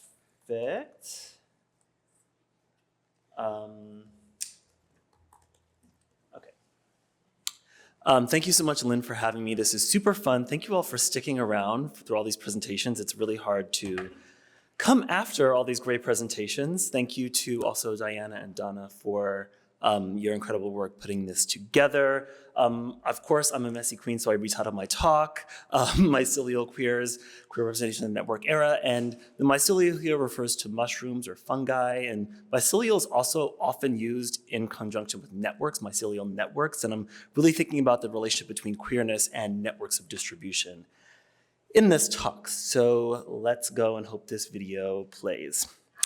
In the penultimate episode of Disney Plus's Agatha All Along, the queer witch Agatha dies, killed by her lover, Rio Vidal, known as Death herself, in a final sexually charged embrace. Killing lesbians, as Lynn says, is an old TV trope, and it has been so pervasive that an entire indie queer network, Tello, continues to sustain itself 17 years later by simply promising subscribers it will never kill a lesbian character. Like mushrooms, the fatal failings of corporate media always rejoin degenerate in the open media ecosystem. As Angela passes away, she falls to the ground, quickly aging and decomposing because she is actually hundreds of years old. On her grave, we see how life becomes death. A sprinkling of flowers and strangely mushrooms sprout from where her body used to be. Seemingly aware of the dead lesbian trope, the writers of Agatha bring her back to life in the next episode, showing how her ghost is very much alive. There's so much to unpack here, but I'm intrigued by the presence of mushrooms in this scene. It strikes me as an interesting choice for Disney, whose brand is more flowers and butterflies than fungi. I'm thinking about mushrooms as a symbol of how queer representation circulates in our media ecosystem, from how queer characters transform dead franchises or zombie IP into exciting, life-giving stories, or how queer creators on social media create new forms of stories, new life, from the digital fields that legacy media find too vast and wild to immediately colonize. Adrienne Maree Brown has been using mushrooms as a metaphor for social transformation, part of a broader trend in the humanities using ecological metaphors as frameworks for understanding late capitalism, whether Alexis Pauline Gumbs with writing about marine mammals, Tiffany Latabo King writing about shoals, Chelsea Michael Frazier writing about Black feminist ecologies, and many more. Mushrooms are queer. Brown says that mushrooms teach us how to look for what's happening underground. Quote, they communicate messages between trees, warning about disease in the neighborhood, she writes, evoking queer memories of pandemic care networks from HIV to monkeypox. Mushrooms break down nutrients for digestion. They are deconstructive to reconstruct something new. Quote, mycelial work in a cyclical spreading way, cyclical in how it processes the world around it into food and fuel, and spreading in how it is constantly seeking more information and resources under the earth, evoking how queerness breaks down normative notions of family, relationships, and community, recovering deeper, hidden, at times indigenous truths about how to organize society. Mushrooms embrace pain and death. Every dead and alive, this is Adrienne Brown, quote, everything dead and alive goes into the soil and gets processed into life. Queer people are those who care for society, for those society leaves dead, revive dead public spaces, carry ancestors whose wisdom would otherwise die, be they community, organizers, divas, healers, mystics, and more. In this talk, I want to think with mushrooms as a metaphor for queer representation in what I call the networked era. The networked era follows what Amanda Lotz calls the multi-channel transition resulting from the deregulation of broadcast television after the network era, the era of the 1950s to 1970s television typified by monocultural, top-down factory farming with one-to-many distribution logics and overwhelming heteronormativity. The networked era promises many-to-many decentralized streaming networks, those whose mycelial nature, I will later argue, can only be fully realized outside the Hollywood system. In the early networked era of the 20-teens, corporations tried to colonize these digital mycelial networks, but after the pandemic, streaming is transforming back to a kind of digital broadcast era, or what I call the streaming studio system, governed by conglomerates, again, monoculturally farming massive billion-dollar franchise lands they own, be it Marvel, Pixar, and Star Wars for Disney, DC and A Song of Ice and Fire for Warner and Max, Star Trek for Paramount, Lord of the Rings for Amazon, The Books of Anne Rice for AMC, Dick Wolf's Law and Order, and One Chicago for NBC's Peacock, among many others. My talk is a kind of decentralized mycelial journey through, under, and beyond these franchise lands, escaping underground to the wilds of the web. The corporate desire for mycelial queerness we saw in the 20-teens was a response to its anxiety over cycles of technological transformation, the decline of broadcasting cable, and the rise of streaming. This is part of cycles of representation that relate to new technologies increasing competition for viewer attention, and regulation or deregulation that forces the pursuit of new forms of representation that can excite audiences, particularly through queer forms of racialized, extrajudicial, and carceral violence. And I've written about this in my Value of Intersectionality article, but Kara Keeling, Jennifer Fuller, Herman Gray, and an upcoming article from Catherine Sender also explore this dynamic. Consider Star Trek Discovery, which in 2017 launched CBS's streaming platform, CBS All Access, now called Paramount+. Star Trek, of course, has always been queer, whether from slash fiction emerging in its earlier franchises to the queer-trans relationship in Deep Space Nine. Notice how queerness goes from implicit to explicit in the transition from the network to the multi-channel transition. In a networked era, Discovery Discovery, however, the writers try to make queerness very explicit, hiring 2 non-binary actors who fall in love alongside queer comedian Tig Notaro and the iconic 90s queer actors Wilson Cruz of My So-Called Life and Anthony Rapp from the original Rent on Broadway as lovers who discover how to travel through space using, I shit you not, mycelial networks, because mushrooms are so powerful they can span light years without oxygen or other living matter, allowing us to surf the space like we surf the web. In a critical episode, Tilly gets lost in this mycelial network, and Wilson Cruz's Hugh Culber manages to get caught as well, literally turning into fungus. It is the second time Stamets almost loses Culber, as the series consistently flirts with killing queer lovers, only to rescue them every time. Here again, the specter of dead queers provides dramatic flourish and intensifies fan engagement, but the franchise promises it loves queers by keeping us alive as if fearing subscription cancellations. I'm interested in Rapp as a figure here. Following his career, at this moment, takes us through Hollywood's mycelial underbelly to a critical show in the development of the networked era. Discussing this talk with Lynn earlier, I was reminded that Rapp has accused Kevin Spacey of sexually assaulting him when he was underage. Spacey is a critical figure in the emergence of the networked era. His ability to portray the truly despicable and unlawful politician Francis Underwood in Netflix's House of Cards launched the streaming gold rush in around 2012.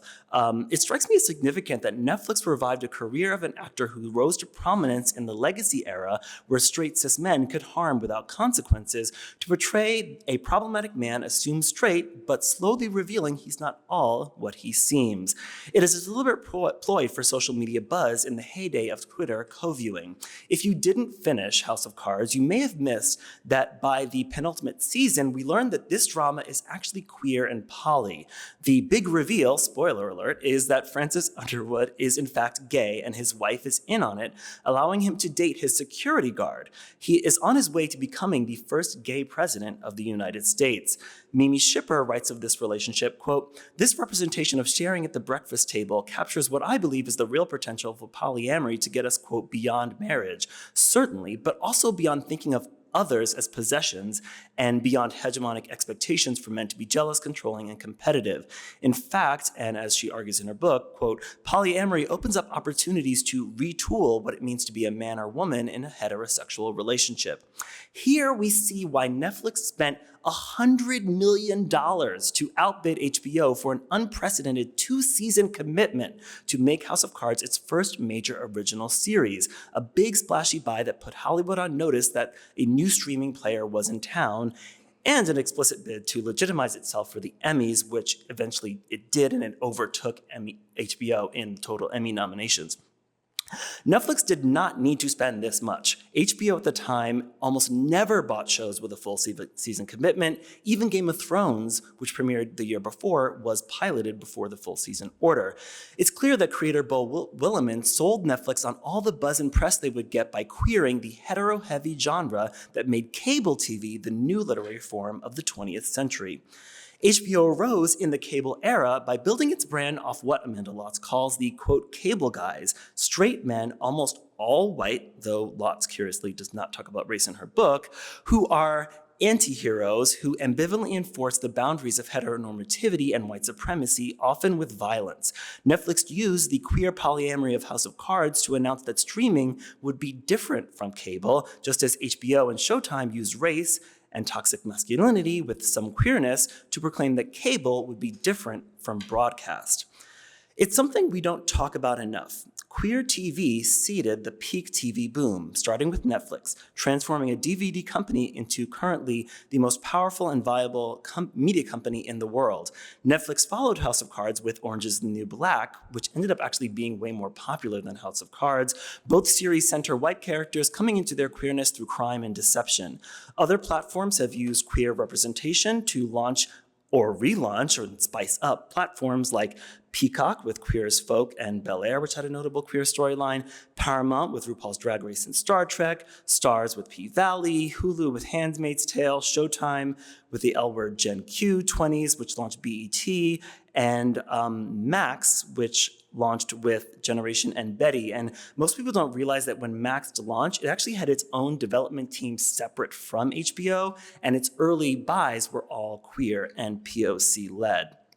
Queer leading characters, of course, also elevate prestige TV like Hacks, Lovecraft Country, Insecure, I May Destroy You, Star Trek, The Buccaneers, Bridgerton, Fellow Travelers, Billions, Warriors, and dozens more I'm sure you can name. And I know we can also debate what prestige here means with all those shows. More recently, The Last of Us used queerness to help Max survive the streaming transition, taking a critically acclaimed video game and making it more explicitly queer as TV loses more viewers to immersive queer games like Baldur's Gate and, of course, Last of Us. Max and Netflix cultivated queer TV as part of an old strategy to create marketing buzz through edgy representations with sexuality, compounding race as the primary fertilizer for this strategy. And of course, it's not lost on me that the great villain in Last of Us are, of course, what? Mushrooms that allows this queer relationship to have this kind of depth and complexity. Wherever they appear, queer characters give life to dead franchises, like we saw in CW's Black Lightning or Max's Titans and Doom Patrol, now both canceled.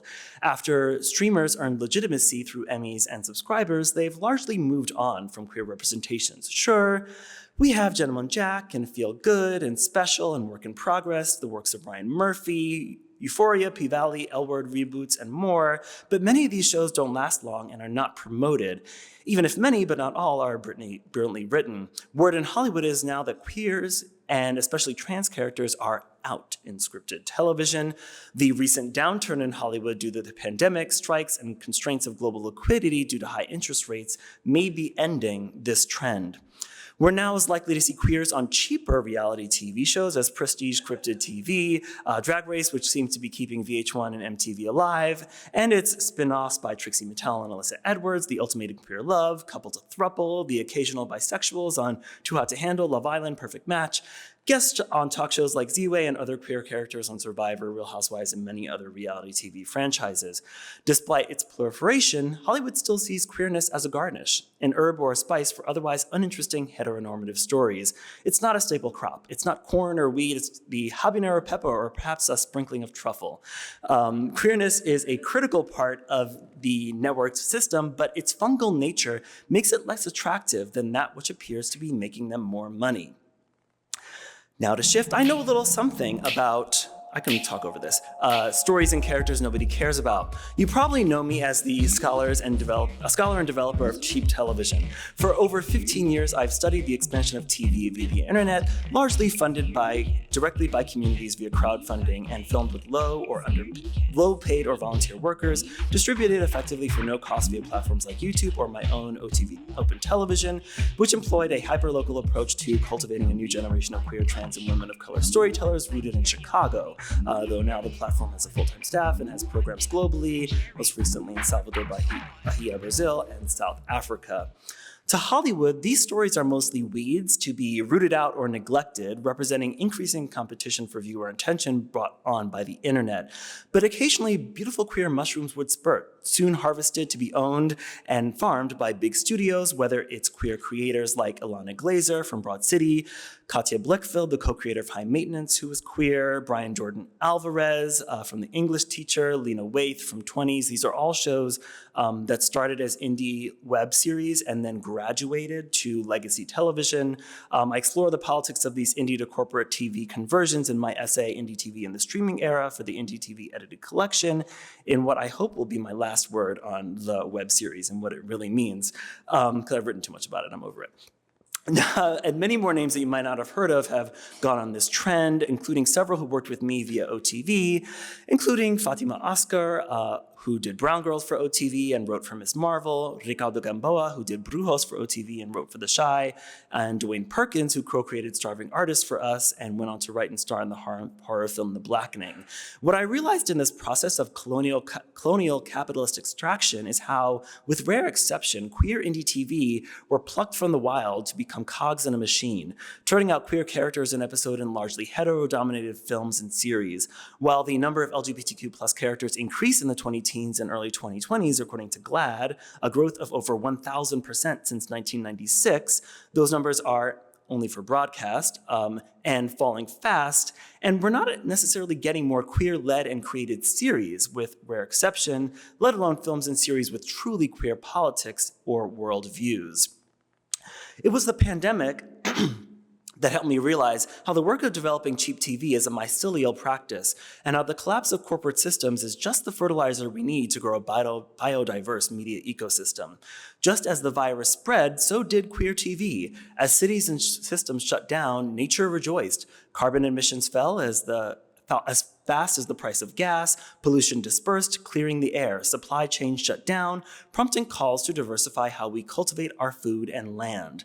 Corporate TV contracted. Production on nearly all narrative media came to a halt. Late-night shows cut staff and live audiences, with hosts filming from iPhones. The rapid capitalist churn of constant production, the fast food nature of peak TV slowed. Instead, we entertained ourselves. Far from Neil Postman's dystopic ecological view of passive TV consumption at the height of its representational power, we became active as we burrowed in digital space for entertainment and information while we connect with loved ones on FaceTime and community on Zoom.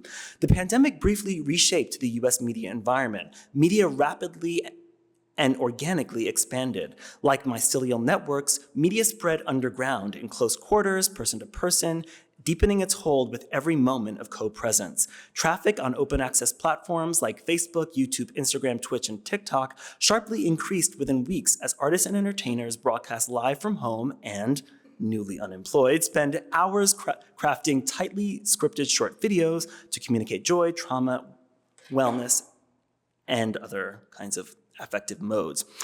Queers know something about making something from nothing. Drag queens stormed Twitch during the pandemic in the wake of bar and club closings. I count 27 new channels in the first 4 months of the pandemic. The Vixen's Black Girl Magic made its way onto OTV to resist consistent takedowns on Twitch, or digital fungicide, right? In real life, the series alchemizes Chicago segregation to platform Black queer artists. The Vixen knew that Black drag queens would be hit even harder by bars and clubs closing, so she took Black Girl Magic online to Twitch, the live streaming platform then purchased by Amazon. Leveraging the Vixen's hundreds of thousands of social media followers, Black Girl Magic was a hit on Twitch, attracting thousands. Digital drag helped the show go global quickly but organically. Queens from Portugal to South Africa submitted videos and performed alongside Chicago queens, always, as well as rising and established drag artists from across the country. As a form of what T.L. Taylor calls, quote, networked broadcasting, Twitch offered gamers a powerful tool to, quote, transform private play into public entertainment, whereas I argue it allowed drag queens to transform local performance into global entertainment, bringing the local gay bar to an international community. But Twitch was not the most hospitable environment for digital drag. The platform did not pay its creators much for their streams and took down the videos immediately after airing due to copyright concerns. Creators largely supported themselves with tips, just like in gay bars. Seeing an opportunity to attract higher-paying fans and prevent takedowns of the show, the Vixen approached OTV about potentially streaming Black Girl Magic on our platform. And yes, the entire Black Girl Magic archive, over 30 hours of digital drag, still lives on OTV, ready for your next house party. Just don't tell the Recording Industry Association of America, okay? Because then we'll get sued. The pandemic expanded media's ecological diversity, if only briefly. We started to see diversity not as corporate communications tool, but rather an ever-evolving practice of nurturing equity as essential to environmental sustainability. Of course, TikTok exploded in popularity at the same time.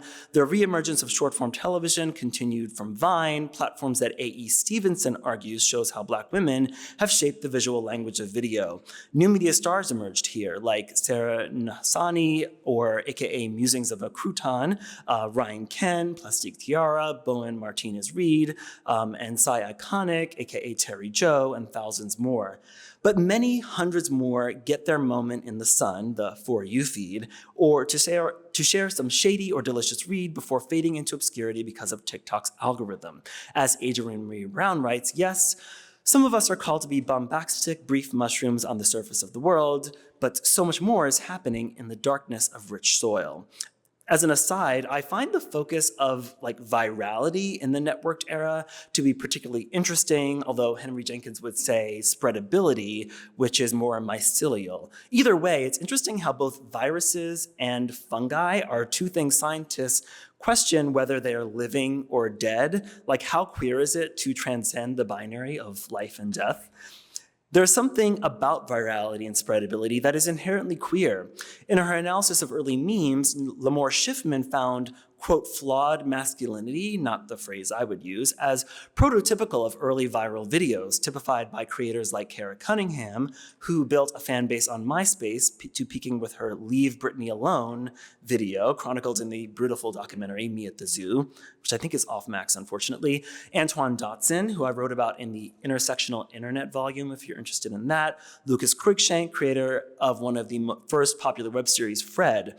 Of course, each of these works is its own complex case study in the trappings of race, gender, class, and power that I don't have time to get into right now, but we can discuss it in the Q&A.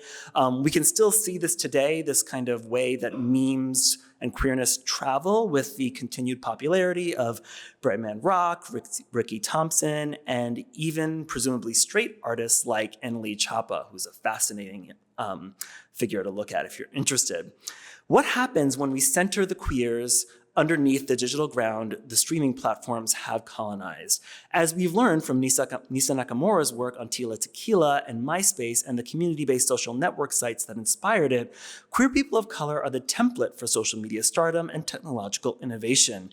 We have done so without the necessary resources to scale and capitalize on our work. My work is very focused on repairing that harm, but our precarious state is perhaps necessary in a society that still embraces heteronormativity. The work of transformation is going to happen underground as we invade normative shows and platforms and transform their remnants at the local level. What happens when we center local queers in conceptualizing television? When we turn off our screens, we face a mirror and an important question. What kind of media system do we want? In a few months, we saw a new media ecology emerge, one centered on artists and communities organically producing what they can with what they have, wherever they are. We saw slivers of an alternative media ecosystem, guided not by corporations, but by each other. Our demands for high production value cannot be met, so we make do with what we have. We leverage platforms to see our loved ones, support our communities, and organize for our liberation. I continue to hold sacred the collision of death and radical possibility in 2020.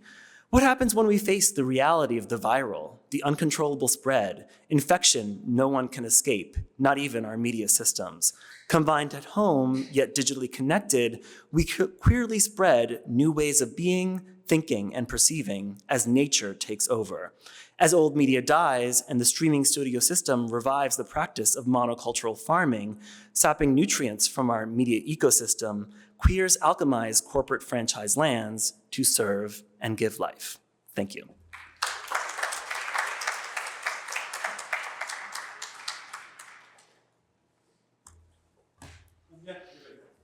Hi, everybody. Thank you for staying with us. Actually, I was prepared for the question for you two that came up for me, and thank you for those papers. Actually, I have a question. I want to rephrase the temporality of it, actually around a different way of asking the J.K. Rowling question differently alongside a question of fandom, because I think that both of you kind of your papers intersect with kind of an influence that fandom has had, but it's also an influence that we're also seeing, one that actually think is not good for creators, because I think, when a TV show tries to be everything, and I stopped watching Killing Eve actually because I think Emerald Fennell was a fan who like completely killed Eve actually before she killed Annabelle, who turned who obviously was projecting into the white woman, right? But also I think in terms of the effect that fandom has had on the kind of like, yes, you're gonna be on network television, but we have like 40 different people coming in and like making the project infallible. If not, this queer fandom is gonna turn against us. And at the same time, I'm always kind of like, I always return to the fact that actually none of these shows have a fraction, that even Succession, right, does not have a fraction of the audience that Yellowstone has, right? And that the Sheridan-verse, which has anybody here watch any of the Sheridan shows? Yellowstone, 19 of, none of us, right? And so thinking about like, But like, shout out, Rebecca Wanzo has a really great essay about Yellowstone in Film Quarterly. No, but it's like that sense of like, well, that like that show, even though I don't think it's quite true, belonged to a particular kind of like motive to visuality, which actually didn't translate into film because nobody watched the Kevin Costner film, Horizon, which is actually great. But like, yeah, if you could think about periodizing that in relationship to like queer fandom, and both, I think it's precisely, that there's a need to return to like self-made media in some ways that actually like escapes out of the fact that any time that it enters the mainstream, right, there's going to be, you're not just going to kill the characters, but of course, all of the shows that crossed, or so many of the shows that crossed over, or that had that, or that Ryan Murphy got his hands on, didn't really live that far because ultimately the numbers weren't there. The queer fans are always going to be dissatisfied, right? And there's like a different mode of like production, or like, I guess like to just riff on fandom production, and its failures. I think that like we've left that era.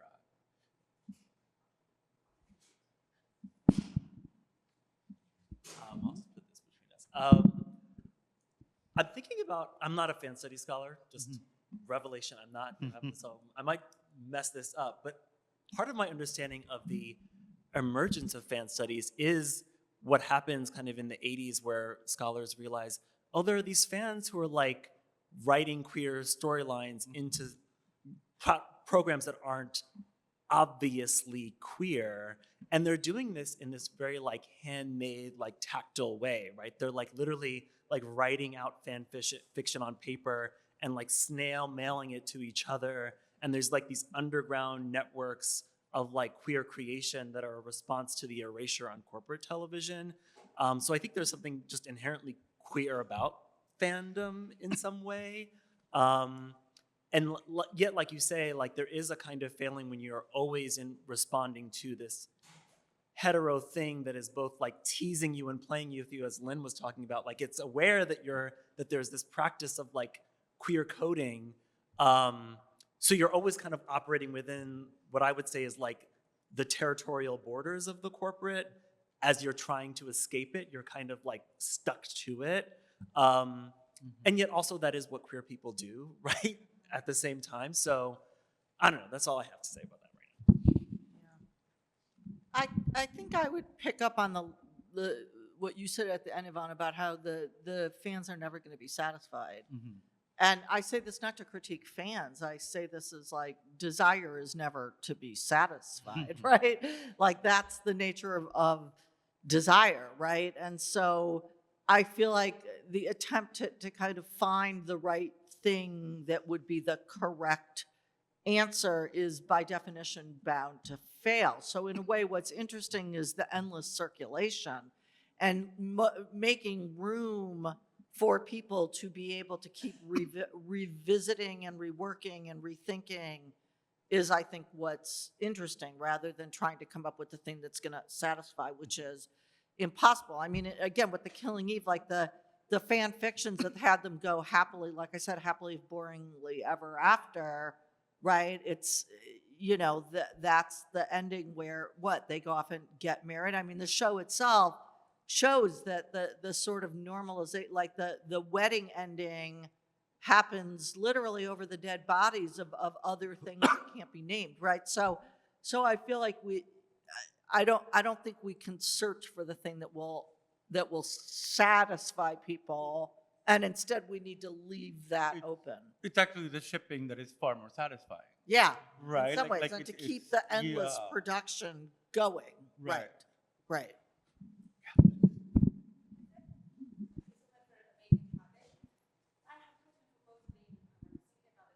Yeah, you know, there's a microphone right there. microphone somewhere which I think would Right make it. protected.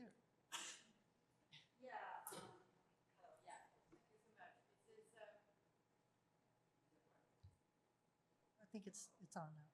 There we go.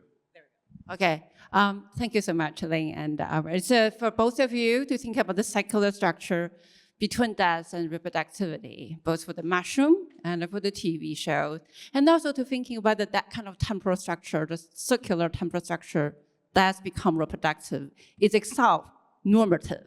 Like the norm, talking back to Karen's about norm, it become a normative model rather than a radical model for what you call the network, whether or not it may be not colonized by the core, but rather designed as a normative structure at the very beginning. The mushroom, the network, the circular of the reproductive death is what today's network capitalism design or need for this kind of keep reproductivity. Going back to the reproductivity, Lynn, you talk about the death drive television. You give two examples, reputation and continuity. You said both are the model reproductive, which means death drive is reproductive. If death drive is the beginning of reproduction, and when there is still death anymore, or rather the death drive itself is killing death. That is like a killing Eve. You keep delaying. It's like that. That's why death drive is sexual drive, right? Like any sexual desire. It's about the tension between delay and anticipation. But you keep anticipate, but you also keep delay. You want the climax, you also want to delay it. Permanent delay itself is the killing death, right? Like that's what death drive is. It keep delaying death. At the end, there's no death anymore. So this keep repetition. That's why I use the term inanimate, which is not really dead, but undead, like a zombie. Zombie can never really dead, right? So I wonder if this kind of zombie structure, the mushroom too, which is a perfect model for zombie, this reproductive death, whether that itself is what today's networked capitalism is normatized, that it come back to this norm, whether that can, because perversion of course supposed to be anti-norm, but the number you cite is not just normal, that's why television, not just norm, is cliche, right? Like there are so many deaths driving television. I wonder how to think about this death drive perversion become normatized as a norm, how this reproductive death is indeed, in a sense, is normatized by this networked structure of the media. So. Wow, that's, I think, really interesting question. I am not sure. I need to think about it. I mean, I do think that there's a way, again, in which television is the undead and sort of, again, crosses these lines. Like its logic is to cross these different lines. But your point about, you know, in a way, that very line crossing itself is becoming the norm. I don't know. That's a really, I'm going to keep thinking about it and see if anybody else Could I- has any thoughts. AJ, you first. Yeah, I was just thinking about something that you've written and you referenced here too, Lynn, about kind of some of the norms of television as being about repetition, right? Like the spin-offs and the reboots and the remakes and the, you know, the seriality of it all is like why television is both normal and queer at the same time always. And while when we look at television versus film, for instance, television is always more representative of the country. There's always more women and queer people and people of color on TV than film, because it has to kind of work in that circulatory way with culture. It's got to concretize audiences, right, sustainably. I think for me, while that is true, corporate capitalism is not a natural formation. And so it's always trying to limit that kind of circular, ever-expanding notion. It's always trying to control for it, whether through the marketing and branding and the way that executives like make characters representative of types so that they will be relatable to specific demographics that they are trying to target, or through algorithms that constrain circulation. Like on TikTok, there's so many fabulous queer people, but talk to any of those creators and they might be visible once every few months, but otherwise their visibility is constrained, right? Because the algorithm wants to make that capital formation consistent in a way that's just unnatural. So yes, and I think the televisual is always in tension with that, if that makes sense. Yeah, because I do think that there's a way in which, again, if we think of television as a sort of desiring machine, it's going to give you something but never quite what you want, so that you keep wanting, you keep wanting. But it's still, for the corporations, that still has to be somewhat predictable, right? Whereas I think what I was trying to argue is the drives that it can unleash in viewers are not so predictable. So there is a way, of course, in which capitalism is always going to try to capitalize on that, but it still is going to escape to some degree. And I think that there's ways to play with it that lets it escape a little bit more. I think it also ties to, in a way, Hunter, what you were saying about the way that the kind of queer televisuality can be played off of the algorithm, that in a way they bump up against each other and something can go awry. And, Karen, what you were saying about the norm, but it can also unleash affects that are not contained by that. So, yeah.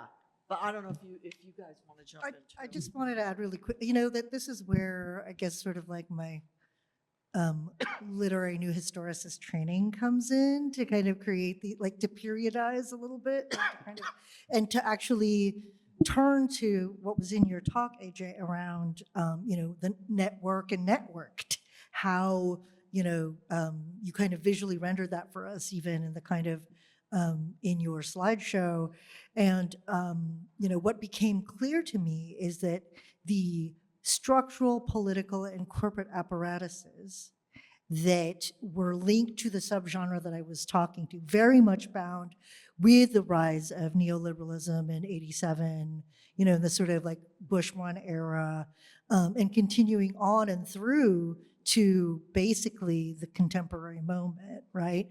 And whatever formation is emerging now, I think it's important to kind of, because that's sort of how I learned about genre and its efficacy and use, it's often very much linked to the sort of armatures of power and governmentality, et cetera, that are in place at the time, whereas the networked is unruly, right? And it can kind of veer into these, there is the kind of radiant utopian possibility, but there is also the horror of The Last of Us possibility that it turns against us in some way. And I think that what we are reckoning with is in this kind of the dystopian outcomes of some of those programs that you point to on these kind of mainstream platforms, at the same time that we're also thinking about these networks and channels that have, for OTV and some of the other queer creators we're talking about, whereas they create these micro utopias and heterotopias, right, for us to kind of turn to and think about. There are also channels that are being inhabited and infected and used and to galvanize much more violent formations of the anarchic that are here to destroy us, right? So I do think that it's, I think it's important to understand, okay, what are the formations that are vying, the governmental formations that are vying for power in the moment that we are also assessing the platforms and venues that become both reflective and constitutive of that. And so that's just where I would, sort of, there is a reason for the Yellowstone universe to emerge alongside seeing, Julio Torres on HBO, right? And there is going to be the kind of video game showdown that's going to happen at some point, culturally and probably in certain ways through the reality format, and how the reality format is itself mutates and becomes the kind of catch-all of all of these typologies at this point. You can still see a butch lesbian on Top Chef. You can rely on that. Like, where am I going to see like mask dykes on TV, but like cooking shows, right? And whatever. I'm before I, spin out here. I'll hang this up. We have time for a couple more questions before we get to football. Yeah, please. Yeah. Yeah.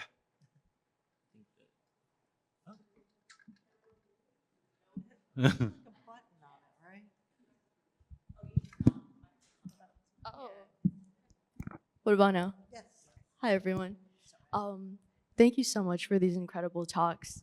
I love thinking with the non-human and inhuman and elemental entanglements. So my question is directed towards you, Professor Christian, and anyone who wants to take this up as well. I just feel like thinking with these sorts of inhuman scopes allows us to think so much more expansively about and beyond subjectivity. And I'm thinking through porosity, which emerges from soil science. So I'm excited to think with you together. It's the sort of in-between space, space in between soil and matter, and the space through which insects and microorganisms can travel and transit, including fungi. So I'm thinking of this to think through queer and trans of color, life, and precarity. And I really, really love your framing of mushrooms and mycelial networks as deconstructive to reconstruct anew, and the sort of resilience that they practice through the most brutal conditions. And I'm also thinking of Wangechi Mutu's use of mushrooms for these reasons in her collages as well.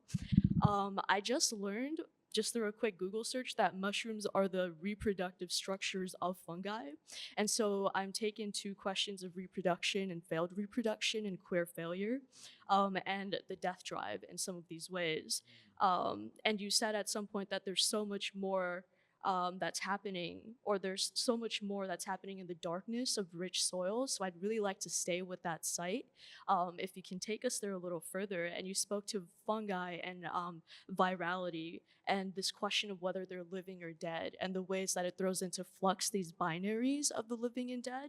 And I'm thinking of Mel Chen as well, who thinks with animacy and queer intimacies and chemical intoxications as also throwing into flux these notions of living and dying, and how mycelium networks does that similarly. And you mentioned, and I'd love to hear you talk more about how queer people resurface and are resurrected from dead and void spaces via mycelium networks and entanglements, as almost a condition of possibility for sorts of ontological subjectivities. So I'd love to hear more. Thank you.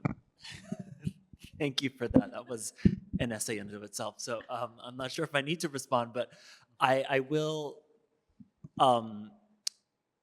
Yeah, I think for me, what's interesting about mushrooms as it relates to queerness is the way, I guess for me, there's like, the discourses that I'm talking about really come out of this impulse we have to police, kind of like what Lynn is talking about, these kind of mainstream representations, and like, no, this isn't what queer life is, right? Queer life is this, right? And we kind of want television to show us in our like complete humanity, right? And how that is a trap, right? And when you're actually in queer community, queer people are really complicated, right? And there is this death drive. There is this way that we harm each other, and there's conflict and there's pain. And yet also we will at the same time like love each other so fiercely, or be mad at each other and then be having sex with each other, right? And I think what I noticed just kind of developing queer TV in community is how when you're just developing media at the local level, or in this intimate, low stakes way, like on TikTok, you're just in the mess of it. You're in the darkness of that soil, so that the discourse of this representation has to mean this for queer life isn't even really present. It's not really, those aren't the stakes. The stakes are, to what degree can this media deepen our forms of relation as we know that the world is trying to kill us, right? As mycelial networks connect these trees underground in a context of climate change where those trees are very much dying, right? But there's still that like, no, we're gonna connect whether we live or die, right? And I just think we might approach media differently if media was just a little bit closer to the natural muck of our lives. That's the only thing I can say right now, but we're gonna talk more. Any more questions? In the back, yeah. Hi, I just had a question. Thinking about like death and algorithms, something that I was thinking about, this is very off topic, is how like these one season shows that we see on streaming services or even ones that are more popular, then they get taken off once they're canceled. I think this summer it was like the Grease reboot that was pretty gay and that got taken off and people were upset about that. So I was just thinking about like, how do you think of that in terms of how these streaming services have changed like almost like the death in queer media? And then also thinking about like algorithms and how like if you go on Netflix right now, like I can't find anything new because they're just serving me the same thing over and over. Like how does that also fit into the idea of like death and algorithms in queer media? I'm just curious. Can I just like, this is not an answer to the question, but it's something that I've been thinking about for the last couple of questions, because I think it relates to like AJ's talk and Lynn's talk, and then more generally to these questions of like repetition and the death drive, but like intellectual property. Like, I just want to put that on the table because I'm not an industry studies person at all, so I am kind of woefully not knowledgeable about how the TV industry functions. I do my best, but my knowledge of sort of what's happening with intellectual property comes anecdotally from living in Los Angeles and going to parties with people in the TV industry. And like but I was talking to a writer, woman of color, TV writer, who was like, since COVID, and I'm, AJ, really curious what you have to say about this. Like, she was like, basically since this sort of moment you were describing, you know, that COVID kind of enabled and that very quickly was kind of foreclosed by coming out of it or whatever. We're not out of it, but she was like, the industry is just intellectual property now. And I've been thinking about, so I mean, her kind of like sense of what that meant for herself as like a Black queer person, like in the industry, was like death.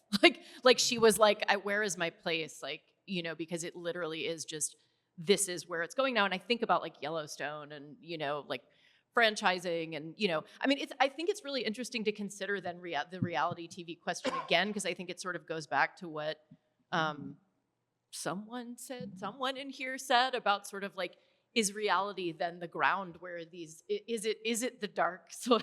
I mean, in some sense, the dark soil, or maybe the dumping ground where then the mushrooms grow. Do you know what I mean? Like where, like, is that sort of, because the question of intellectual property is already written in, but there are also like all these variables. I don't know. This is not making sense, but I just have been thinking about intellectual property for the last 15 minutes. In an inchoate way. So if someone could speak to that in a way that makes more sense, maybe AJ, that would be great. That's part of why, with the last question, yes, the recurring home screen is about that, right? It's about like underscoring the intellectual property. Yeah. Could I Netflix add, the generation cannot, or like a bunch of the shows cannot be watched anymore because HBO has completely erased them because they're actually their death is worth way more money than they are. Yeah. I mean, everything you see on a corporate platform is intellectual property, but there's some intellectual property that's more valuable than others, right? So when I was doing my meetings in Hollywood, because OTV was like gaining interest, I was in all these meetings and I realized that I was like quietly failing because I wasn't serving them intellectual property to buy. And they would view something like Generation as intellectual property, but I think what they realized, particularly as the strikes went on, is like, that is not as valuable as like Marvel or Yellowstone. And when you think about those forms of intellectual property, what they actually are worlds that contain characters that through these kind of like spin-offs and whatever can be continually mined or farmed, right, for content.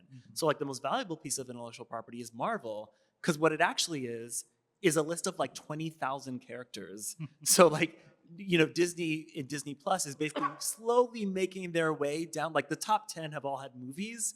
So like now we're in like 11 to 20, which get TV shows where you get like Agatha or whatever. And probably for the rest of our lives, they're just gonna keep working themselves down the list, right? And it's like they've created a farm and then this is just like, okay, we're gonna pluck this crop and this crop. But reality TV is interesting because the form of intellectual property there is not the characters, but the formula, right? And so you can slot in whatever characters, which is why we get queer people, because it doesn't matter who's in it. It's a different kind of way of mining those characters. But in competition context, they're not as valuable. Maybe even in the Housewives too, because they all have their own like brands and stuff, right? None of that goes to Bravo necessarily. Oh, it does? Written into their contracts.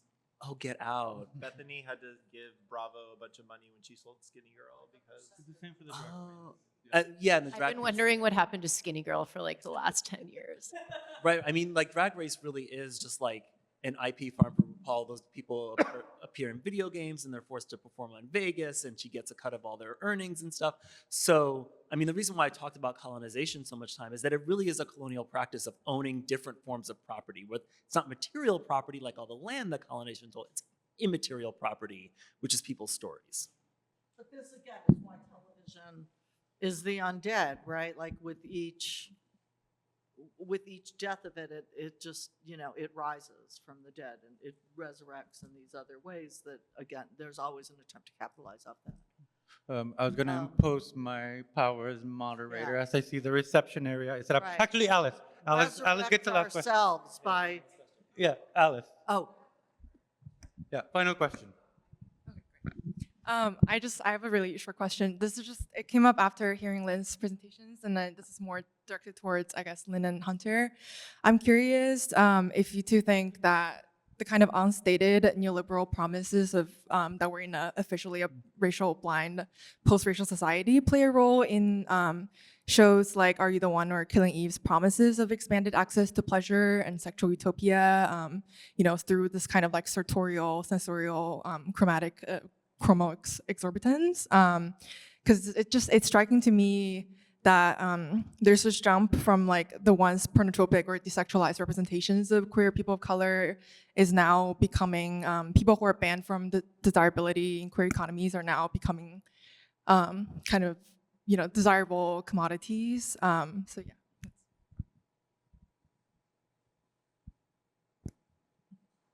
yeah. Sorry, I actually had a hard time hearing some of that, but. If I could just jump in, I think that we're gonna see it in the casting of the Harry Potter show. Yeah. Like I hate to keep going back to that, but like listen, Hermione was black on Broadway, right? Yeah. Like that was part of the shtick. We're gonna see like Hermione is not gonna be trans on the CW, and there's gonna be no trans characters, right? And I think that like that's precisely the moment of the intellectual property in the market, like reasserting itself. And it's like actually that like a lot of I always end on a negative note, on a pessimistic note, but that like, yeah, like, you know, about the sense of like, what was this like moment? And I think that all of us are kind of like, it was a moment that made us maybe hopeful that we saw the problematics with, that now, you know, the market reasserts itself and we are not actually our fandoms, our like viewership is actually minuscule, which was, yeah. But were you asking about the sort of racialized desires in Killing Eve? Yeah, because I didn't have time to fully get into that, although in the longer work I do. But I absolutely think that is operative in the text, and again plays into the way that it, for good and for bad, is mobilizing the death drive in terms of whether the way that it invokes for the viewer the sense of what's considered life affirming or not life affirming. So I think that it is playing on that again in ways that offer, as I tried to say, both problematic things and potential. And I, you know, that it is opening up questions of difference, and at the same time, it's also it's answering them in ways that are both playing on TV tropes that are totally cliched and problematic, but I think it also hints at something more. And so I think that's why I try to say, like, we can't just dismiss these problems, but I also don't want to try to just read TV shows on the level of character identity, which I think is like much too simplistic. And we need to think about what do these desires circulate around, and for all of the ways that there can be enormous problems around race, around sexuality, around, what desires is that trying to get at that maybe we as viewers could try to pull further, if that makes sense. But I really appreciate the question. I think, oh, go ahead. Oh, I was going to say, in response to your question, I think for MTV, it's certainly, they see young people as inhabiting a post-racial mindset to a certain extent when it comes to these kinds of programs. And so when they cast the all bisexual season of Are You the One, they wanted to make sure that everyone was legitimately kind of attracted to everyone else that could be in the program. Which included, like, are you attracted to gender nonconforming people? Are you attracted to trans people? And I believe they also asked them about, like, racial preferences in the casting call as well, to make sure that they weren't going to necessarily bomb that part of it, right? But there was a kind of trickle up effect, and here actually the queer mushroom analogy really works again too, right? So that happens in 2019. The next year is 2020, and the Floyd protests that summer. In response, CBS, the adult version of, in MTV, in Viacom, which owns both CBS and MTV, they announced that now for all of their reality shows, including Survivor and Big Brother and stuff like that, they're going to have a over 50% POC sort of casting thing, right? So you do see kind of some of these trickle up ways that, like, yes, they might be speaking to these kinds of mirages of post-racial identity, but they are, again, kind of mining queer cultural attitudes almost as a testing ground to see how they might ultimately trickle up into these larger and presumably more, presumably straighter media ecosystems. Right. The reception area is waiting for us. If you look behind you, there's food and drink, including booze. So there's wine, cheese, etc. We can all. And yeah, we can keep chatting. Speaking of death, go revive ourselves back there. So Thank you so much, all Lynn. to all of the Thank you, speakers. Lynn.